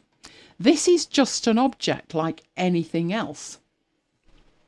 So we could flip that round. We could flip all of these round. So you saw Mike say, he had them as outlines, and then he made them with a fill. You can do exactly the same in here. So it's not dead when it comes out of Excel. You can carry on. We just undo that, so we've got solid pieces again. That's bizarre. There we go. Right. Let's say we're going to do that millennial one, and we have the scale in the background. So there's a scale. The minute the scale's over the top, but let's say that that scale was behind it. Now you're going to say, yes, but I can't see it. But these things can just be changed. So change the opacity. And now you've got a semi-transparent one. You really want to get clever, you could use darken and multiply and all kinds of things and create way different effects. But basically, when you export it from Excel, bring it out with as much information as possible. Not like Mike trying to make it simple. So one thing that's missing, because Mike didn't export it, is there's no lines going from there. But if you wanted one, you wanted to take a line from there and take it out to here, you can add your lines back in if you want. So let's put black on there and give it a stroke. That should be one. We don't want to do that. No, don't do that. Right, like that. And you can colour code those. What I would do is say to Mike, turn everything on, the whole lot, and export it. And then take it into Designer. And there you go, Jonathan. There's a day and a half spent artistically changing your data. I can't say fairer than that. Right, Neil says, didn't Illustrator used to be able to make charts once? It did, and it still does. It's just, I don't like Illustrator. It's got its own thing going on. It seems really much, much easier to me in Designer than it ever did in Illustrator. The difference, of course, is that you need the data to come from somewhere else. But as long as you're bringing it out in an editable format rather than a pixel-based format, you can take that a lot further. So what started off in Excel as just a radar chart has now turned into an infographic. And there are lots of places, I mean, I just use Stock Unlimited, but there's loads of places that you can get vectors that are free and infographic style. Absolutely. So you could definitely do that. So Jonathan's really liking the idea of Designer and Excel data. That's mind blown. And Paul seems to think it's very easy. Oh, isn't it good that we're all on lockdown and all you've got to do all day is sit there and play with Excel data in Designer? Worked for me. When I spotted it today, I went, oh, got an idea, which usually worries Mike. Usually involves work, doesn't it, Mike? But there you go. That's taking Mike's fantastic Excel demo data and turning it into an infographic. There you go. Fabulous. Love that. Love that. Right, so let's close that down. Or am I leaving this open? Let me have a look. No. Let's get rid of Designer. We don't need to save anything else. Where we go. Many, many years ago, this is Neil, I did that with CorelDRAW when you're a Windows user. Right. Charts look very similar. Can't make them stand out. Oh, I'm going to want to see your slides from your next presentation, Jonathan. That'll make them very different. You love our teamwork. Oh, yes. Do you remember, Mike, the first time we did a two-hander? It was an Excel course. Don't tell Neil. An access course. It was an access course, yeah. It was. I remember that. Make it look easy. It's not difficult. I think it's... When you open it up, there's all these layers and you think, which is which? But once you've taken 2 minutes and named them, brilliant. And then add the infographic in the presentation. Exactly, Tracy. Totally round trip it. That's what I say. Right, what am I on to next? Jonathan asked about... Booking a slot. Well, booking a slot in 5 minutes. I'm not going to get a slot. It's going crazy tonight. Jonathan wanted to know how I work with Keynote and Affinity Designer. And he particularly asked about the wolf. Wolfie, the after-hours wolf. That was a great question. How could you link access and design? Neil, don't challenge me. You know I will. You know I'll find a way. Imagine what the reports would look like. Jonathan doesn't... He only vaguely remembers CorelDRAW. I feel old now. But it could be worse. I could be a millennial. Right. His question related to whether I did slides, an entire layout in Affinity Designer and then took it into Keynote, or whether I did bits and pieces or whether I did the whole thing in Keynote. Right, that was the question. So let's go and have a look. probably an idea to come out of here and have a look at it, isn't it? Which is, this is my presentation. There you go. You can see on here that I've got Wolfie. Wolfie's not moving, and this isn't moving. But that doesn't mean that that's just a graphic. It could actually have been created in here. If we go all the way back to the top, I've got this one, and you'll notice that the wolf is in the same place on absolutely all of them. So wherever there's a wolf, there you go, he's in the same place. Right, how was it done?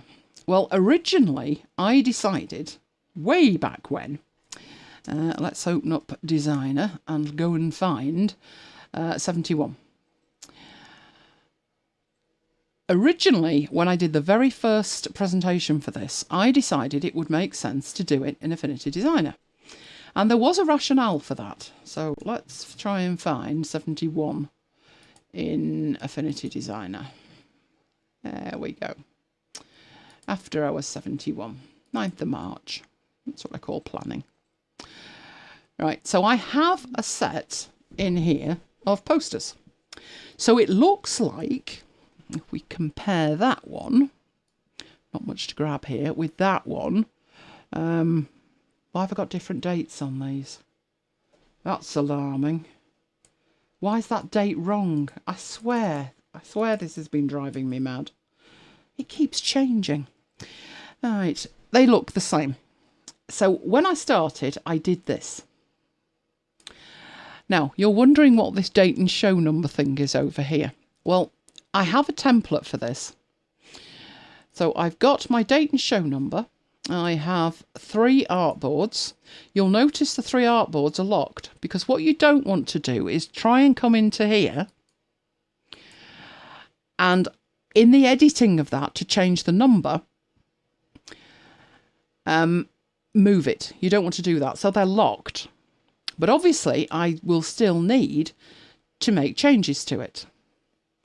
And you do that up here. So if I wanted to change this to next week's, all I need to do is click in there, change that to 17, change that to 72, and we're done. Everything updates. So that's why I have this little artboard over here. So I do that. And the reason that I do it, let's get it back to where it was. All right, the reason that I bother doing it in here is the export. If I go into the export, you know me, I have magic going on in the export. If we look at, I'm not exporting the whole lot.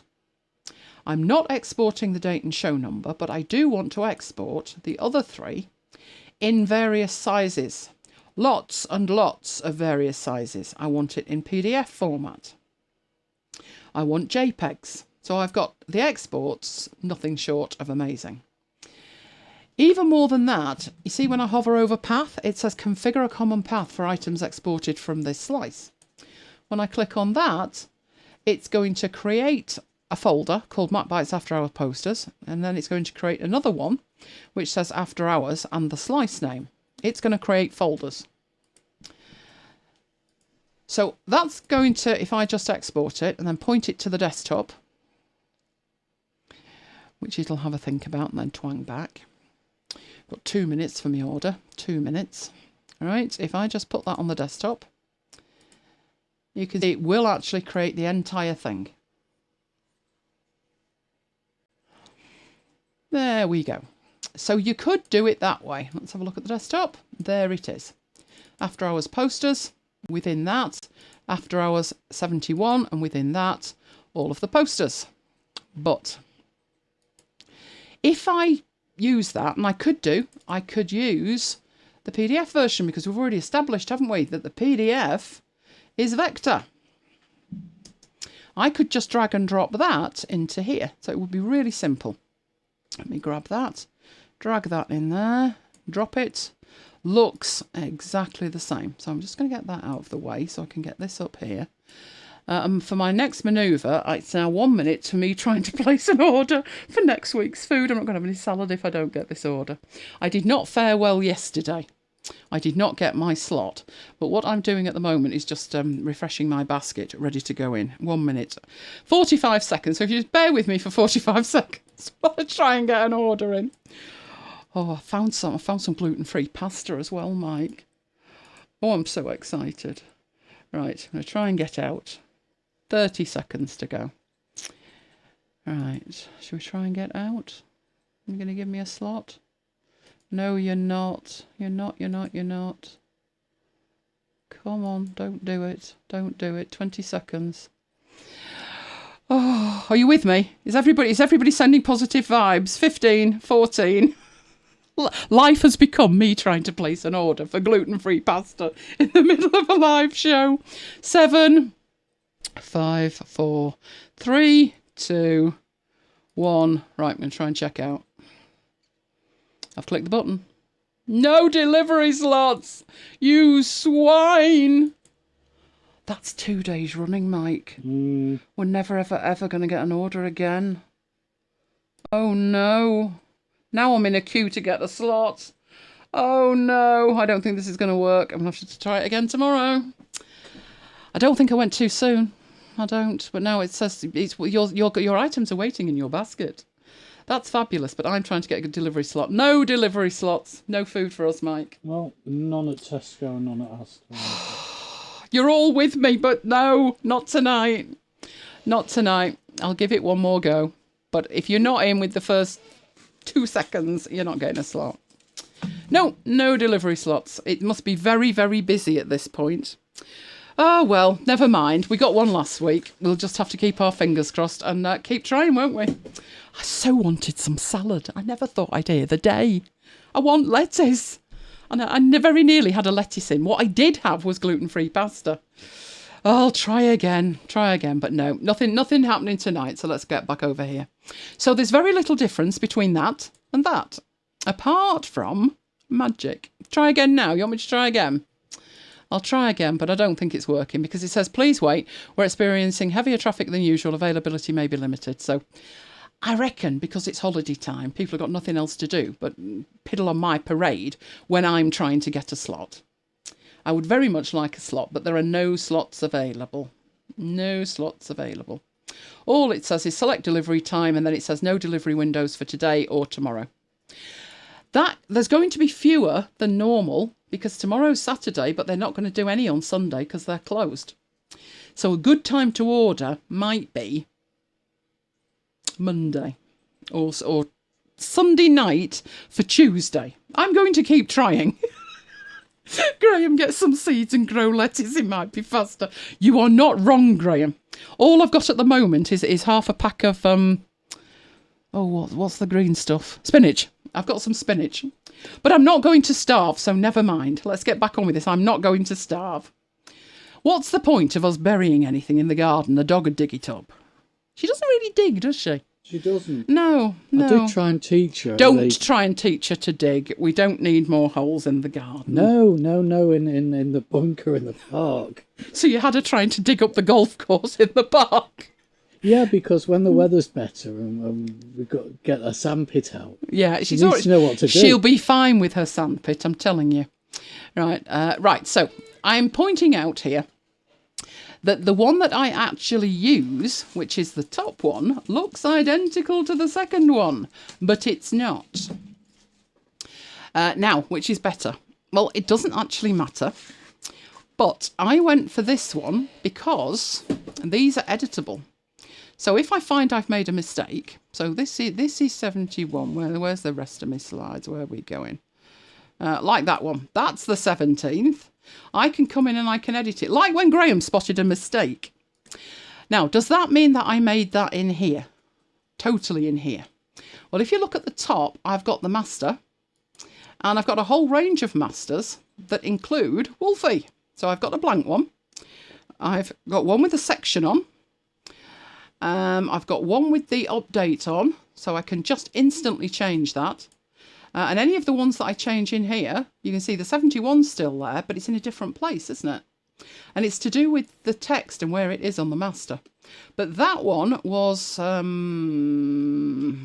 one, which is that one. Now, if I do that, then I have to go back in and fill it in, obviously, which I shouldn't really have to. Wonder what's going on there. No, I don't have to do that. But that's how I do it. So in here, in the master, there's lots of masters. All of these, there's 8 of them. They're all based on this first one. So if I enable the first one and then say edit the master slide, you can see what I've got in here. I've got a blank one. I've got a section. I've got a section with an update, section with new on it. I've got the one with the show number on it. I've got the one when it's a Saturday, and that's unusual, and I have the red arrow to point on it. Productivity bites and chat bites. We even have a Christmas one. That's garish, isn't it? But we have a Christmas one. So for this one, I'd set it to the one with the date.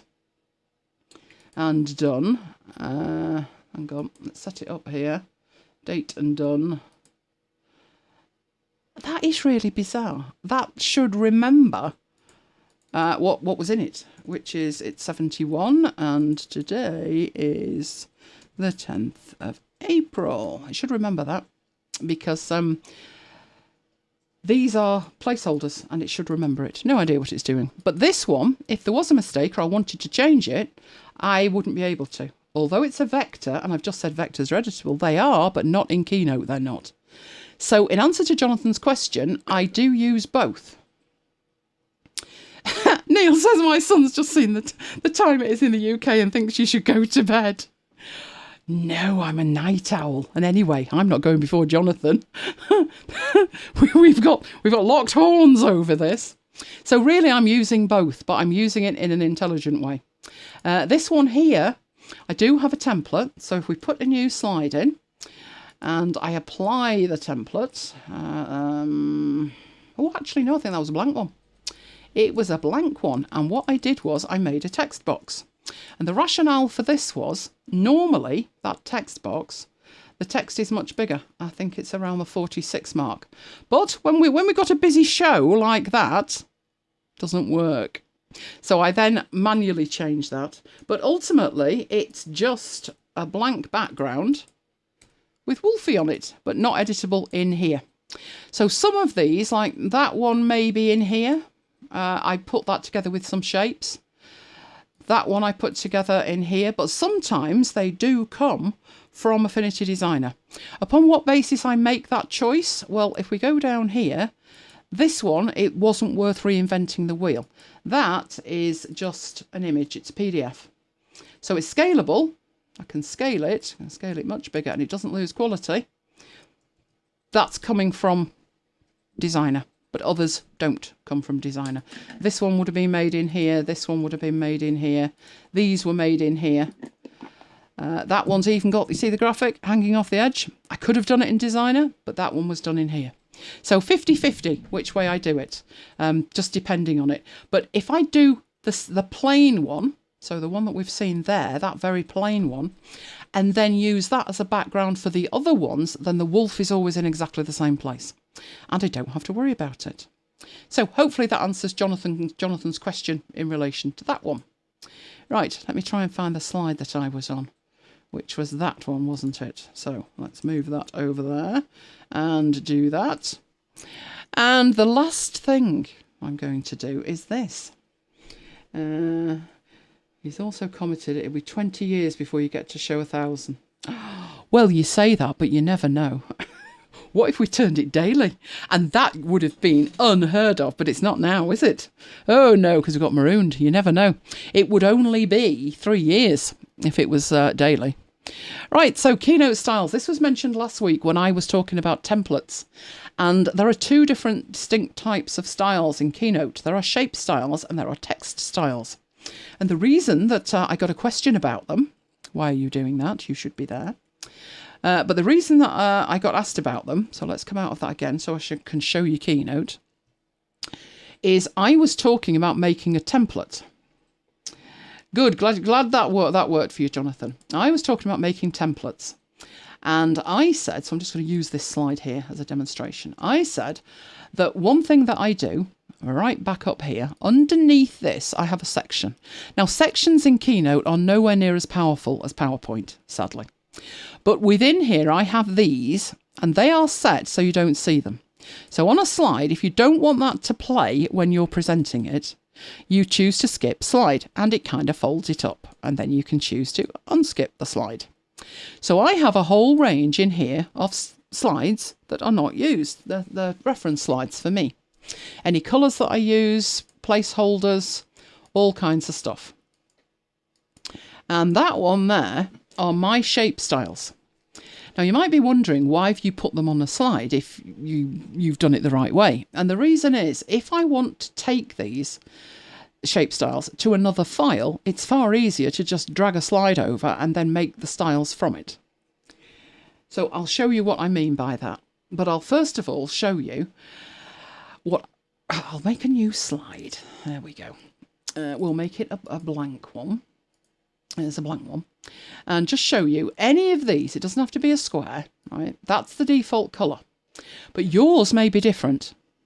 Used to be, years ago, it came in with a patterned fill. It wasn't just a colour, it was a pattern.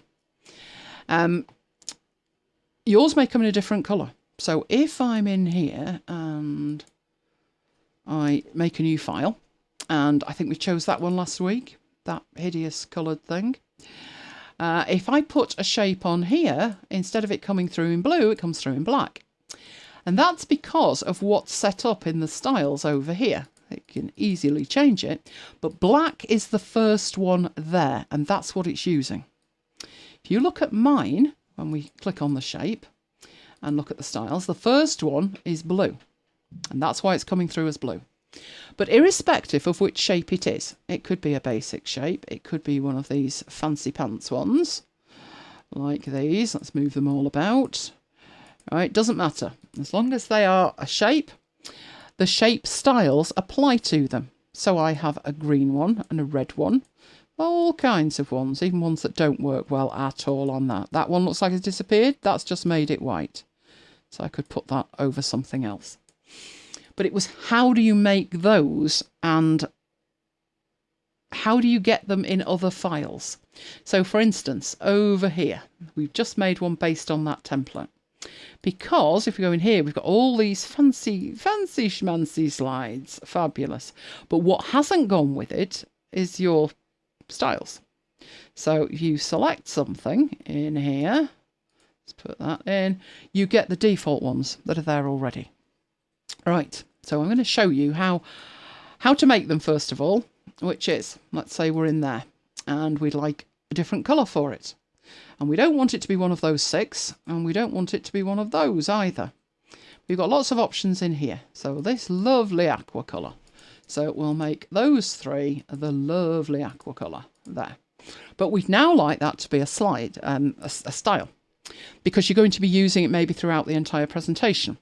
Well, all you need to do is just select one of these, doesn't matter which one, go into the styles and hit the plus. And now you have a style. Now, what is tricky in here is trying to get them reorganized. You can apply the shape and text. So the shape and text style, you can apply the shape style only. You can redefine the style from the selection. So let's say you think, no, that colour's not right. I want a deeper one like that. In fact, we'll get a better shape so you can see it. It's a different colour than that one. Then you select it. You go and find the style and you say redefine it from the selection. And it says one object uses it. Do you want to update them or not? So let's say yes, we do. Now they match. They've both got the deeper colour on. But still in here, you can create a style from an image or you can delete the style. What is more tricky, and I'm just having a quick check, see if I can persuade it to do it, but I don't think there's much hope, is organising the styles. And that's one of the reasons that I keep them on a separate slide. So if I wanted to reorganise them, let's say I wanted that purple one there and the green one where the purple one is. Tricky business. First thing I'd need to do is to delete the purple one. But as soon as I've deleted the purple one, I've no idea what colour it should be. So select a shape, make it purple, right click, delete the style, and then make sure you've still got that selected and add the purple one back. That's fine if they're next to each other. Not fine if they're all in here. So actually, Half the time it's easier to just start again. So my preferred styles are those. And here is the presentation that I would like them in. So what I'm going to do is move that to the right hand side of the screen and that to the left hand side of the screen. Drag and drop my shape styles in. Put that to the top. Doesn't matter whether you can see them or not. All right, so let's bring that back. And now I've got those in there.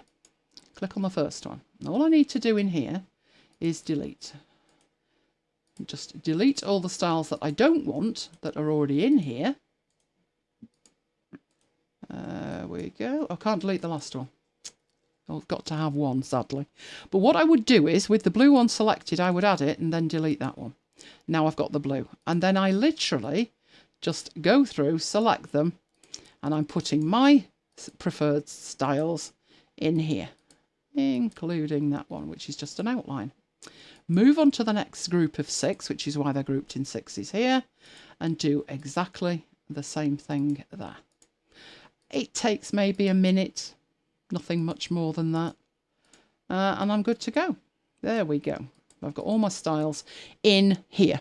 Now, this was why last week when I talked about templates and themes, what I've just done can be saved to a theme. What you'll get is the styles that are in the sidebar over here. They will be saved in the theme. What won't be saved in the theme is this slide for me to reconfigure it if and when I need to. That won't be saved with it because a theme does not contain any content. So that's how the shape styles work. The other thing to think about is text styles. So I'm going to turn on down here. If I type in here, these are the presenter notes.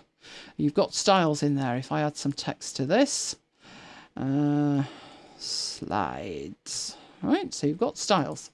You already have styles in here. You may not know it. You might think, I don't want that. In mine, I want them to all be a certain colour. So let's say we want to go in here and make them a very dark colour there. And you might want that much bigger. Now at this point, all you're doing is editing this particular instance of some text. The style is still there because up here it says body. That first area that you see there is the name of the style, but there is a star next to it. Let's get more specific and look at that. There's a star. That star is there when you have changed it in some way. So if I go back and add some more text, there is the text style that's body. And I've not changed it at all.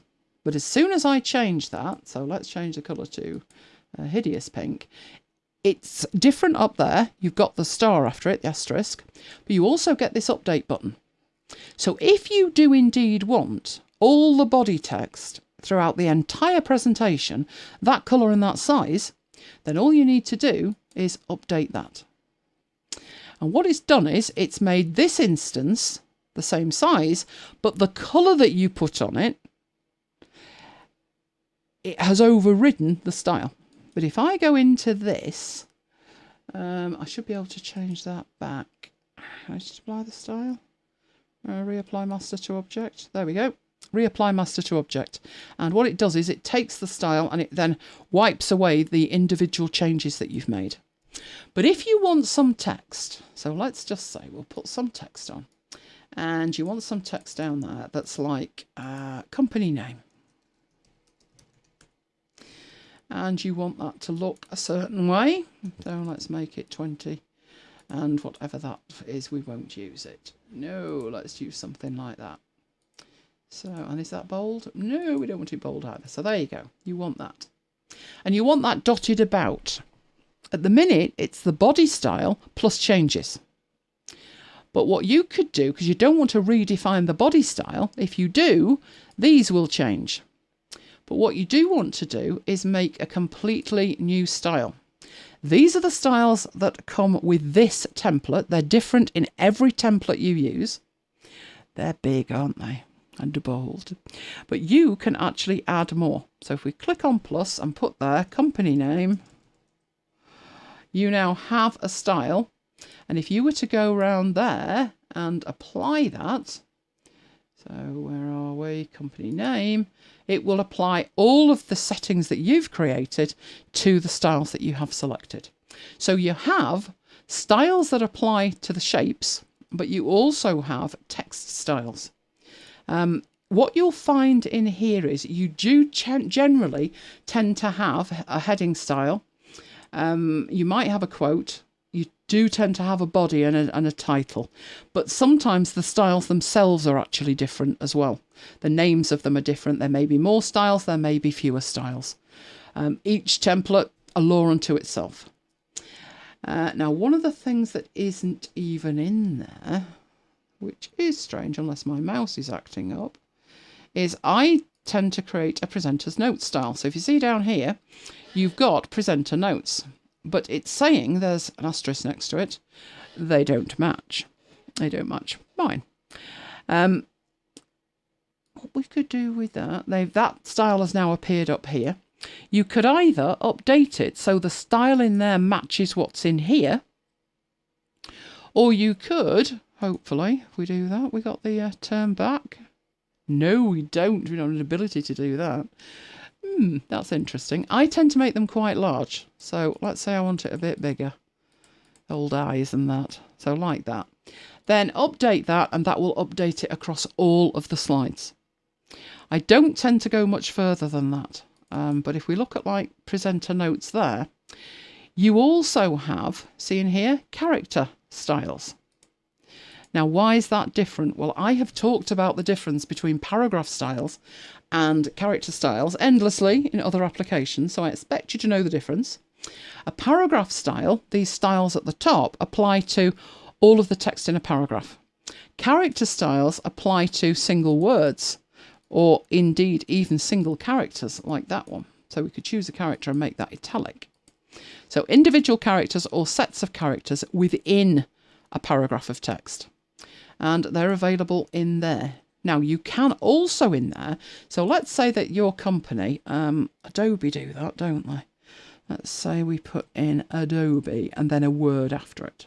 So like Adobe Connect. And they want the word Adobe to be red and bold and maybe even a different colour, right? So what you could do in here is you could make that look the way you want it to look, like that. Then go in here and add, and where it says none, call that Adobe. And then every time you carry on writing in here, so Adobe Connect and Adobe Photoshop, you can go back to the word Adobe, and in the character styles, you can actually choose the character style by name. And you can use that throughout the slides as well. You're not limited to using it in the presenter notes. It just happened to be that's where I was when I decided to do it. But let's go up here and do one as well. So there's the text. We want that to be Adobe Connect. And we'll grab that and go into styles. And there we go. So that's the difference with the character style. So you have paragraph within text, you have paragraph styles and character styles, and within the shapes, you've got the shape styles, which is what I use. I can't tell you how many times a week. Seriously, I live in this thing. I live in it. How many slides have we got tonight? Let's have a look. We usually have a heck of a lot of slides. 115 tonight. There we go. So lots and lots of slides. So we were going to come back into that from there. So let's do just that. Right, we're back next week. We were actually going to be on holiday this week, starting last night when, it was going to be glorious, wasn't it, Mike? We were going to go all over with a dog. It was going to be fabulous. We are now, so we'll be back next Friday, 9 o'clock, 17th. But we're now marooned at MacBites headquarters. But that has had good news with it, because that means we've been going live every day on our radio, MacBites FM, and we have a good old chat about what's going on. Kim's been marooned for 40 days. That's 2 weeks ahead of us. And 40 nights. And 40 nights. She's 2 weeks ahead of us. So we're listening. We're hanging on her every word as to when we will go stir crazy and start what was that film, The Shining? Yeah, I've got visions of that. But that's what we've been doing, which is fantastic. We've really enjoyed it. I hope you're enjoying it too. In the meanwhile, if you need to catch up on what we've been doing, you can listen on demand. MacBites FM is where you will hear it live, but the recordings are also now available. Now I've got the podcast feed working, which, talking of which, is that. So if you put that into your podcatcher, you will subscribe and it will be sent to you. Fabulous. Johnny says he's won. Johnny says he's won. I've not finished yet, Jonathan. How long can we keep talking, Mike? That only makes it 1-0. You know when you're back at work, it's all going to fall down. But you know what? I'm going to give you this week. We have not had a klaxon for Isaacs this week, have we? No. That nap worked wonders. Okay, it's 1-1. Oh, Kim says marooned makes her day. That's fantastic. Happy to help you through it. It's chaos, isn't it? It's just crazy what's going on. Tracy blew my mind today when Tracy said they're thinking of lifting the restrictions in Spain, and I'm like, whoa, I'm concerned about that, and I'm not in Spain. Oh, and it makes Jonathan's day as well, which is fantastic. Well, while you're all in a good mood, we love you guys. If you love us, guys, can you give us a like, please? Right, if you want the latest on what I'm up to, then you need to go to elainegiles.com/VIP and I will tell you all that I am up to. We've got big plans. Tracy says Kim really has done Lent this year. You're not kidding, Tracy. Whoa, not even going out of that. Well, only to walk the lovely Kiva. Poor Kiva's done Lent as well. I think we need to send big things to Kiva, don't we? Mm. Yeah, and Kim. If you want to know all about the things we do on MacBites, then you will need to go to macbites.co.uk/MacBitesMail. I'm pretty confident that everybody here already knows that. But if you're new, you might not know that. And you might not know we have a Slack chat. It's fabulous. If you've never heard of Slack, it's sort of a private Twitter with no grief. Doesn't get political either, does it? It's fabulous. It's like Twitter, but way better. And it works on mobile. Those are the kind of pictures that we share. I don't know what I was doing that night. Let's have a look. Must have been setting up for a show, I reckon. It also works on desktop. And all you need to do is to go to macbites.co.uk/Slack. Have you updated the link on that, Mike? Doesn't need doing. I've just checked it. Good man. And Slack is where we carry on the conversation. So, hope to see you there. Now, what I'm going to do next is get the poster back, which is next week's show, which is that one. Way. Right. Neil wishes he could make it, but it's 4 a.m. I don't think I'd be up at 4 a.m, Neil, either. Unless, of course, I was on my way to bed. Which sometimes happens. Or going to buy an iPhone. Or a lettuce. Should I ever get my hands on my lettuce? Yes. If we're still going in 6 months, you'll catch it at 6 a.m. It's not fair, is it? It changes by 2 hours. It's just not fair. Mind you, now we've Brexited, although that seems to have been totally forgotten, there was talk about us not changing the clocks, wasn't there? There was. Whether that'll ever happen, I don't know. At the last I heard, they're trying to get Boris walking. I don't think Boris is thinking about that at the moment. But we'll see how it goes. So, on the eating front, anybody got anything decent? Graham's been to Morrison, so he could have lettuce. Yeah, Toblerone. Mike's fine. Mike's got Toblerone. Well, he's fine at the moment. He won't be fine when that runs out. But at the moment, how many have you got? 7 or 6? 6.5, and I've got the real stuff downstairs. 6. What's the real stuff? The non-white. You're being prejudiced now. Fruit and Do you know nut. what else you've still got? Fruit and nut. The massive one. The massive one. We're saving the massive one for like, you know, like when they start eating, well, in law, Jonathan will remember this one. Do you remember this one, Jonathan, when they were eating the cabin boy? Can't for the life of me remember the name of that case. Didn't that happen in Lost? I don't know. I didn't watch Lost. No, I didn't watch Lost. No, that was a genuine case that I just can't. I nearly had it then. The Crown versus somebody and somebody. Oh, it's a long time since I did that. Anyway, we've got toffees. I'm thinking of Donahue and Stevenson, but that was snail in the bottle. That was the snail in the bottle. Even I know that one. Oh, that's going to so annoy me now till I can remember what it was. I remember it. I do remember it. Toffees. You're not listening, are you? I am listening. Yes, toffees. Toffees. Let's see if Jonathan can remember. But he's racking his brains now. I'll know it when I see it. The sailors who ate the cabin boy. That's Dudley and Stevens. The Crown and Dudley and Stevens. It's all come back to me now. You mean you Googled it? I Googled it. Hey, come on. It's a long time since I did that. But I'm still red hot on evidence. Hearsay.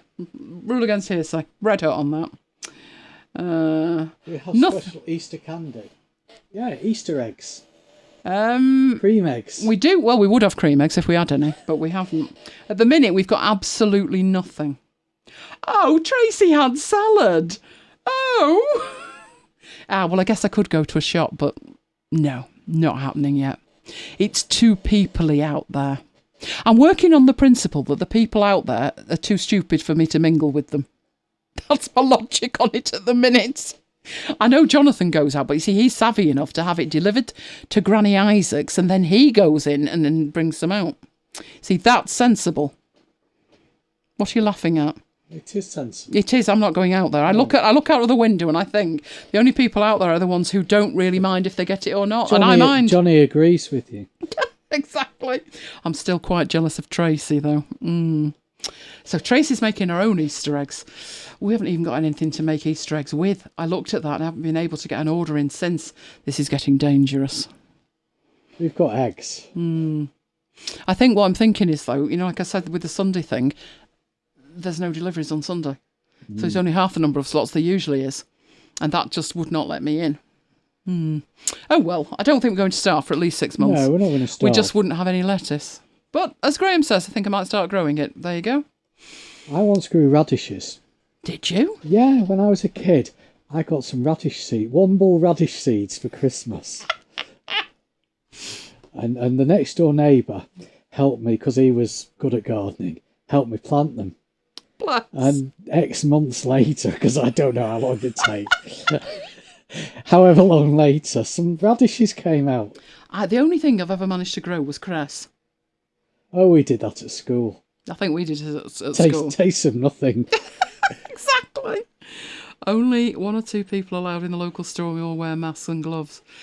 The problem is here, I read the stories that people get up to, and I just think there's too many idiots out there. Exactly. GMP have got a chart of idiots. However, Jonathan, is it a radar chart? It's a dotted one. Is it? It's a dotted one. But what we could do, Jonathan, if those dots are accurate, then you know where the idiots are. And I can prove they're not around me. Mind you, did you notice how many cars were out there this morning? About 49. And now there's some missing. So I'm thinking somebody's come visiting. They've had family visiting across the way. Yeah. Must have done. So no, I'm not going out. Not touching my own gate even. No. I don't want it. You don't know whether it would take you bad or not. In fact, there was a thing here this week, wasn't there? Saying that you could already have had it and not know.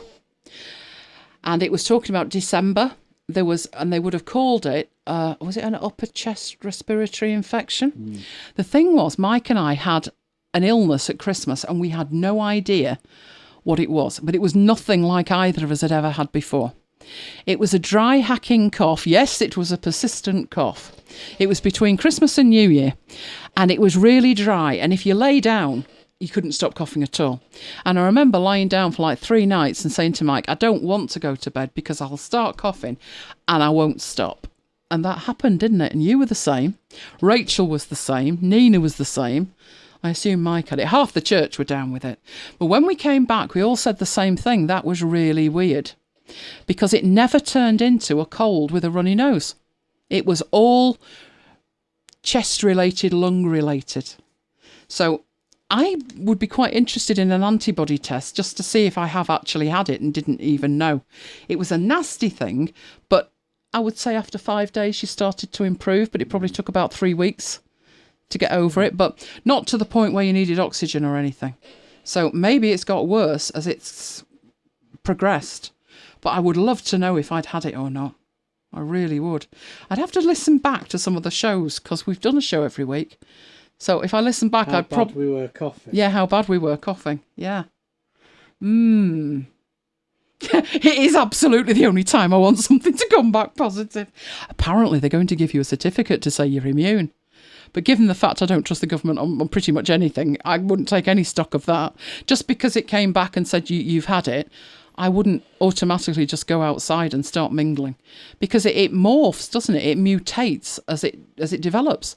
There was a woman on from the States on the West Coast, and she said it changed as it came across from the East Coast, and they could track it like a genealogist would.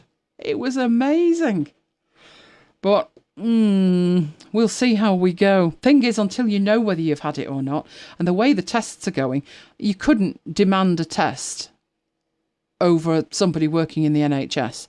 I'd give Rachel my test, just so she knows if she's all right or not. I'm quite happy sat here. It doesn't matter if it's Christmas, does it, Mike? No. No. In fact, there's a task for you, Mike.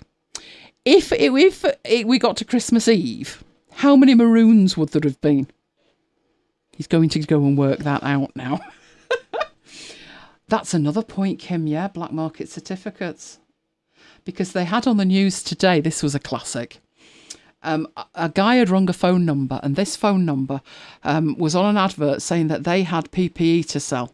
So he rings them up and says he's looking for masks and he needs quite a few. How many could they supply him with? And the guy at the other end said 300,000. And the guy said, what was that number? So the bloke on the phone said 300,000. And he said, but there isn't, is there? You're a scammer, aren't you? And the guy put the phone down on him. So I think the answer to that was yes. So black market certificates, absolutely. When do we start? Well, we've had 26 days. So if you work out the number of days from tomorrow to Christmas Eve and add 26, that's the answer. Tomorrow, the 11th, no, the day before our anniversary. No, tomorrow's the 12th. No, because we haven't done show 11 yet. Oh, right, okay. Oh, he's in Excel. Bless the him. 11th of April. 26, or is it 20? No, it's 27 days tomorrow. We've done 26. So you need to know how many days from the 11th to the 24th and then add on 26. See, I know exactly what to do. I just leave him to do the Excel bit. 284 shows. Could you go that, Jonathan? Could we possibly be marooned for that long? Oh, Neil wasn't far off, 320. Not far. If the government said tomorrow it's safe, you can go out, how many would? We had to steal PPE out of the emergency department. It's got to those levels, hasn't it? I can't tell you how happy I was when I saw Rachel's scrubs. All this for a pair of scrubs. And Tracy's incredulity that they have to do their own washing. Oh, yes. On top of everything else. They have to do their own shopping as well. They get an hour, but the hour they get is actually viewing hour.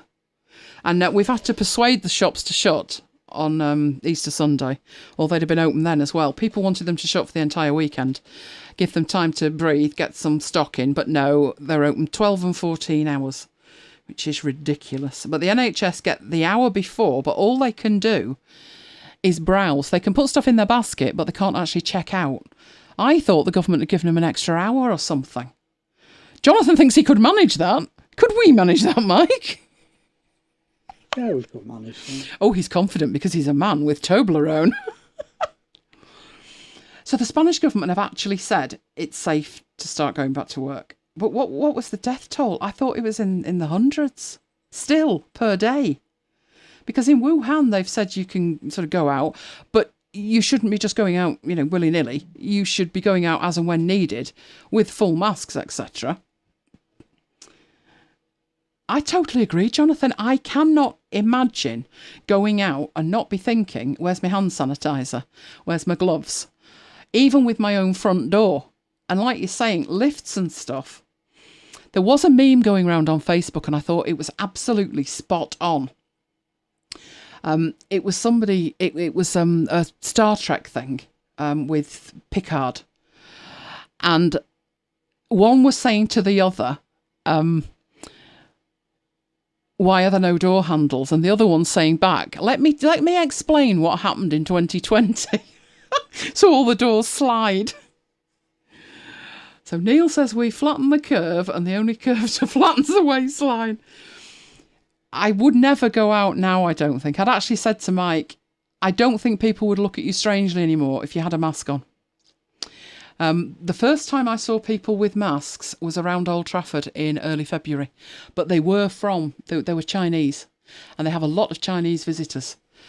So I wasn't really surprised, and I didn't look at them strangely, but other people did. So Neil says, don't think he'll be going out in Spain. I don't think so.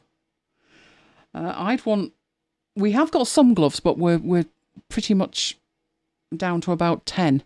What we've got now is gardening gloves. So what we're doing is we're bringing shopping in and unpacking it in the gardening gloves and then washing them, which is all we can do until we get more PPE, which, looking at it, the government tonight actually did in the UK go through the detail of how many PPE deliveries they'd done. Have you got the stats up on that, Mike? He said, so go find Matt Hancock's summary from today. He's the health bloke. Yeah. People call him lots of things. Him. He said that they were delivering every 72 hours to a certain number. And the number usually was 233. But 58,000. That's the one. So they were doing 233 deliveries a week, and they're now doing, go on, 58,000. 58,000 every 72 hours, which is just amazing. That is absolutely amazing. But it does explain why there's no hand sanitizer for the rest of us. So when I said to Mike about late February, can you bring some sanitizer? And he said, how many? And I said, as many as you can get. And he brought 2. He now realises why I wanted to stockpile it. I could see this coming. So now we're down to soap and water and washing up liquid. Some people are idiots though, aren't they? I think you're going to get to a point, like, if you went out, if they said you could go out, and some people were like very gung-ho, and they didn't have masks and they didn't have gloves, I'd be thinking, yeah, I'm going to give that one a wide berth. So I wonder, because I can't believe Spain have said it's pretty much okay to go out now, because France have gone the opposite way. And Germany have been doing their own thing for weeks and doing it very well. So I really don't know where we're up to. I think our government would rather leave it until Boris got back. Just because Boris can get away with murder easily. He can, seriously. But he's at the stage where he's only taking short walks, so he could be out of action for another 3 to 4 weeks. Hence them saying, if you think about it, Mike, not yet, and that gives them another 3 weeks. So at the point they've got to tell us, no, it's going to be 9 weeks, maybe Boris would be back. And it'd be like, don't be mean to Boris. He's only just come through.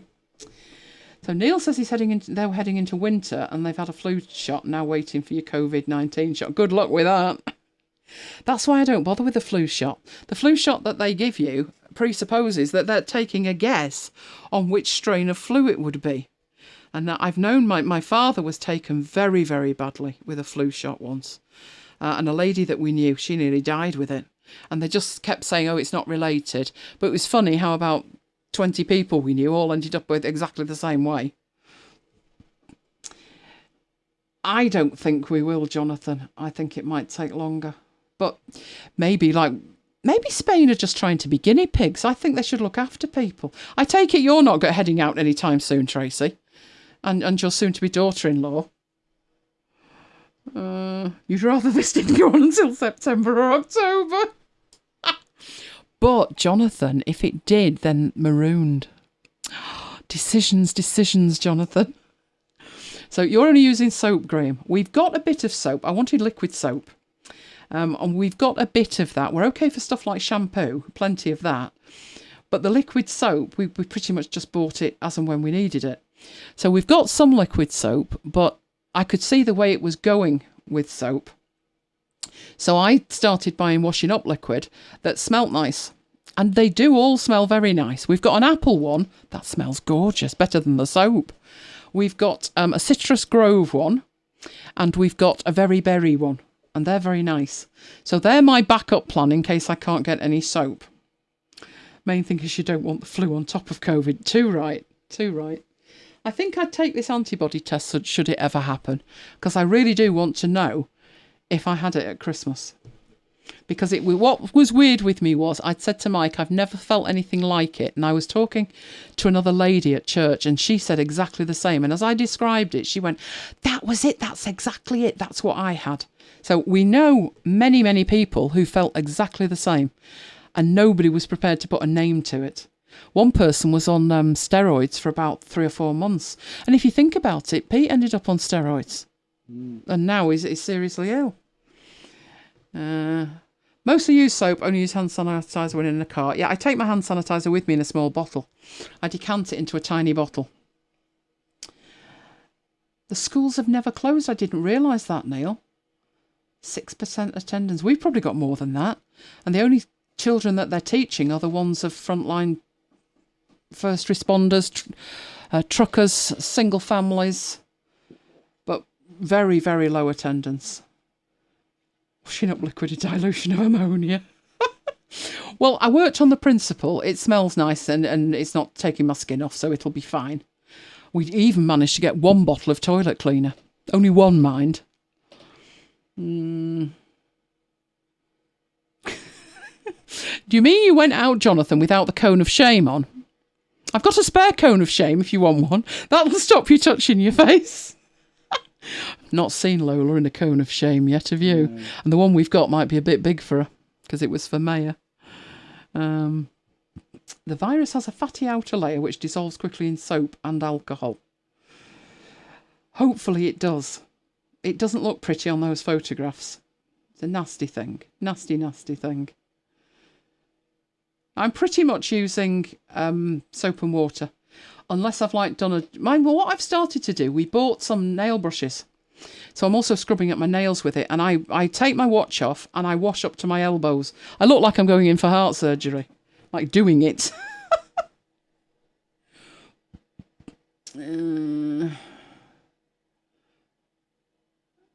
Wasn't on a ventilator. No, he wasn't on a ventilator.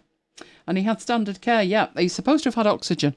But I don't know to what degree he's had that. So we just have to wait and see. His dad said he needs to rest. But before you take any notice of that, his father said about 2 weeks ago, "You're not going to stop me going to the pub." To which the rest of the country went, "Oh, different tune now. Different tune now." Well, let's see how long he's in. How long before the nurses are putting stuff in his tea? Do you reckon? Actually, I wonder how he'll be when he comes out, because he's not going to be in a fit state to eat anything, is he? Wouldn't have thought so. Of course, he's in the best hospital we've got in the country, apparently. Apart from the one Rachel works at, obviously. Need to wash for long enough. Sing the Marseillaise. We've been told to sing Happy Birthday, but that's getting pretty old fast. But didn't you... Who was it, Kim, that said, ask Alexa to sing for 20 seconds? It's fantastic. I am loving that. Is she still doing it? Alexa. Hang on. Give her a chance. Let me get her turned on and turned up. She has to be quiet, you see. Alexa, sing for 20 seconds. Okay, let's wash. Wash your hands, everybody. Everybody, wash your hands. So here's a song. Sing along. Tell germs no, they've got to go. Make soap bubbles on the double. We're halfway through. What you got to do? Squish those germs. Make them squirm. Say bye-bye. Don't be shy. Rub a dub-dub. Give a good scrub. That's a plenty. Now you're at 20. Woohoo! Don't forget to dry them too. Well done. I've got my text telling me, well done for washing my hands. You need 40 to 60 seconds. Yeah, I do it for longer because I'm doing my nails and I'm doing up to my elbows, like I said. Set off Kim's Alexa. Sorry, Kim. I do think that's fabulous. Sorry, Jonathan. Hey, on the upside, Jonathan, you're still awake. That's what we'll do. You set off all the Alexas here. We have an Alexa. Alexa. Worldwide. Oh, what have you done? Sorry. But it is fabulous, isn't it? I do love that. The only thing that makes me wonder is, where's the Alexa when you're doing that? Because we don't have one in the bathroom. And that's where I'm washing my hands, but never mind. Exactly, Paul. You've got to do that. She's so fabulous. She's so fabulous. She doesn't know that one. What's wrong with your Alexa, Graham? Is she poorly? Is that the pink one? I don't think the pink ones are quite all there, Graham. I did say with Alexa, what is very, very useful is we're not touching the light switches, are we? No. I haven't touched a light switch in weeks, which is fantastic. Sorry, Trevor, but you know you want to. Somebody has got to do that. It's just too cool. It'd be fantastic, wouldn't it, for kids? Imagine kids who don't want to wash my hands. They would if she was singing to them. Now that was Kim. Kim found that one, not me. That was fantastic. I loved it. I absolutely loved it. Right, well, I guess we better head off, seeing as though Jonathan's beaten me into submission with a stick. Game on again next week, Jonathan. Just saying. So Neil's got some charts with text that takes 40 to 60 seconds to read. That's brilliant. And you change the text so it's not boring. That's brilliant. That is brilliant. What I've seen over here is they've got pictures, like laminated, and the kids are following it. Miss A. Oh, that's a good idea. That's a good idea. Graham, I'm expecting you to sample it and send in a Mike's Bot. There's your challenge for the week, Graham. And don't tell me you're busy and you're going out. That's your challenge. A new song. A new rap. There you go. Well done, Jonathan. Yes, well done, Jonathan. Have to try harder next time, won't I? Well, we have potentially got either a crumpet or a piece of toast, because I'm not eating in over 6 hours. Or a blueberry muffin. Or a blueberry muffin. But we see blueberry muffin I like with tea, so I might have to save that till tomorrow. Well, I hope you have all enjoyed the show. We have had an absolute blast as usual. We will be back again this time next week, same time, same place, for learning, but for a good old rare chat every day, 7 o'clock UK time. We are there, feeling your pain with you and sharing our pain with you as well. So, 1-1, as Jonathan says, as Kim says. Game on next week, then. I'm going to have to recall these 69 that I've already won, aren't I? To do well. But I'd much rather lose than Jonathan be with us. There you go. Can't be more magnanimous than that, can I? Enjoy your pizza, Paul. Absolutely enjoy that. We're going to head off.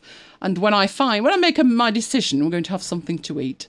But for now, it is good night from me. It is good night from me. And we will both see you next time. Night, guys.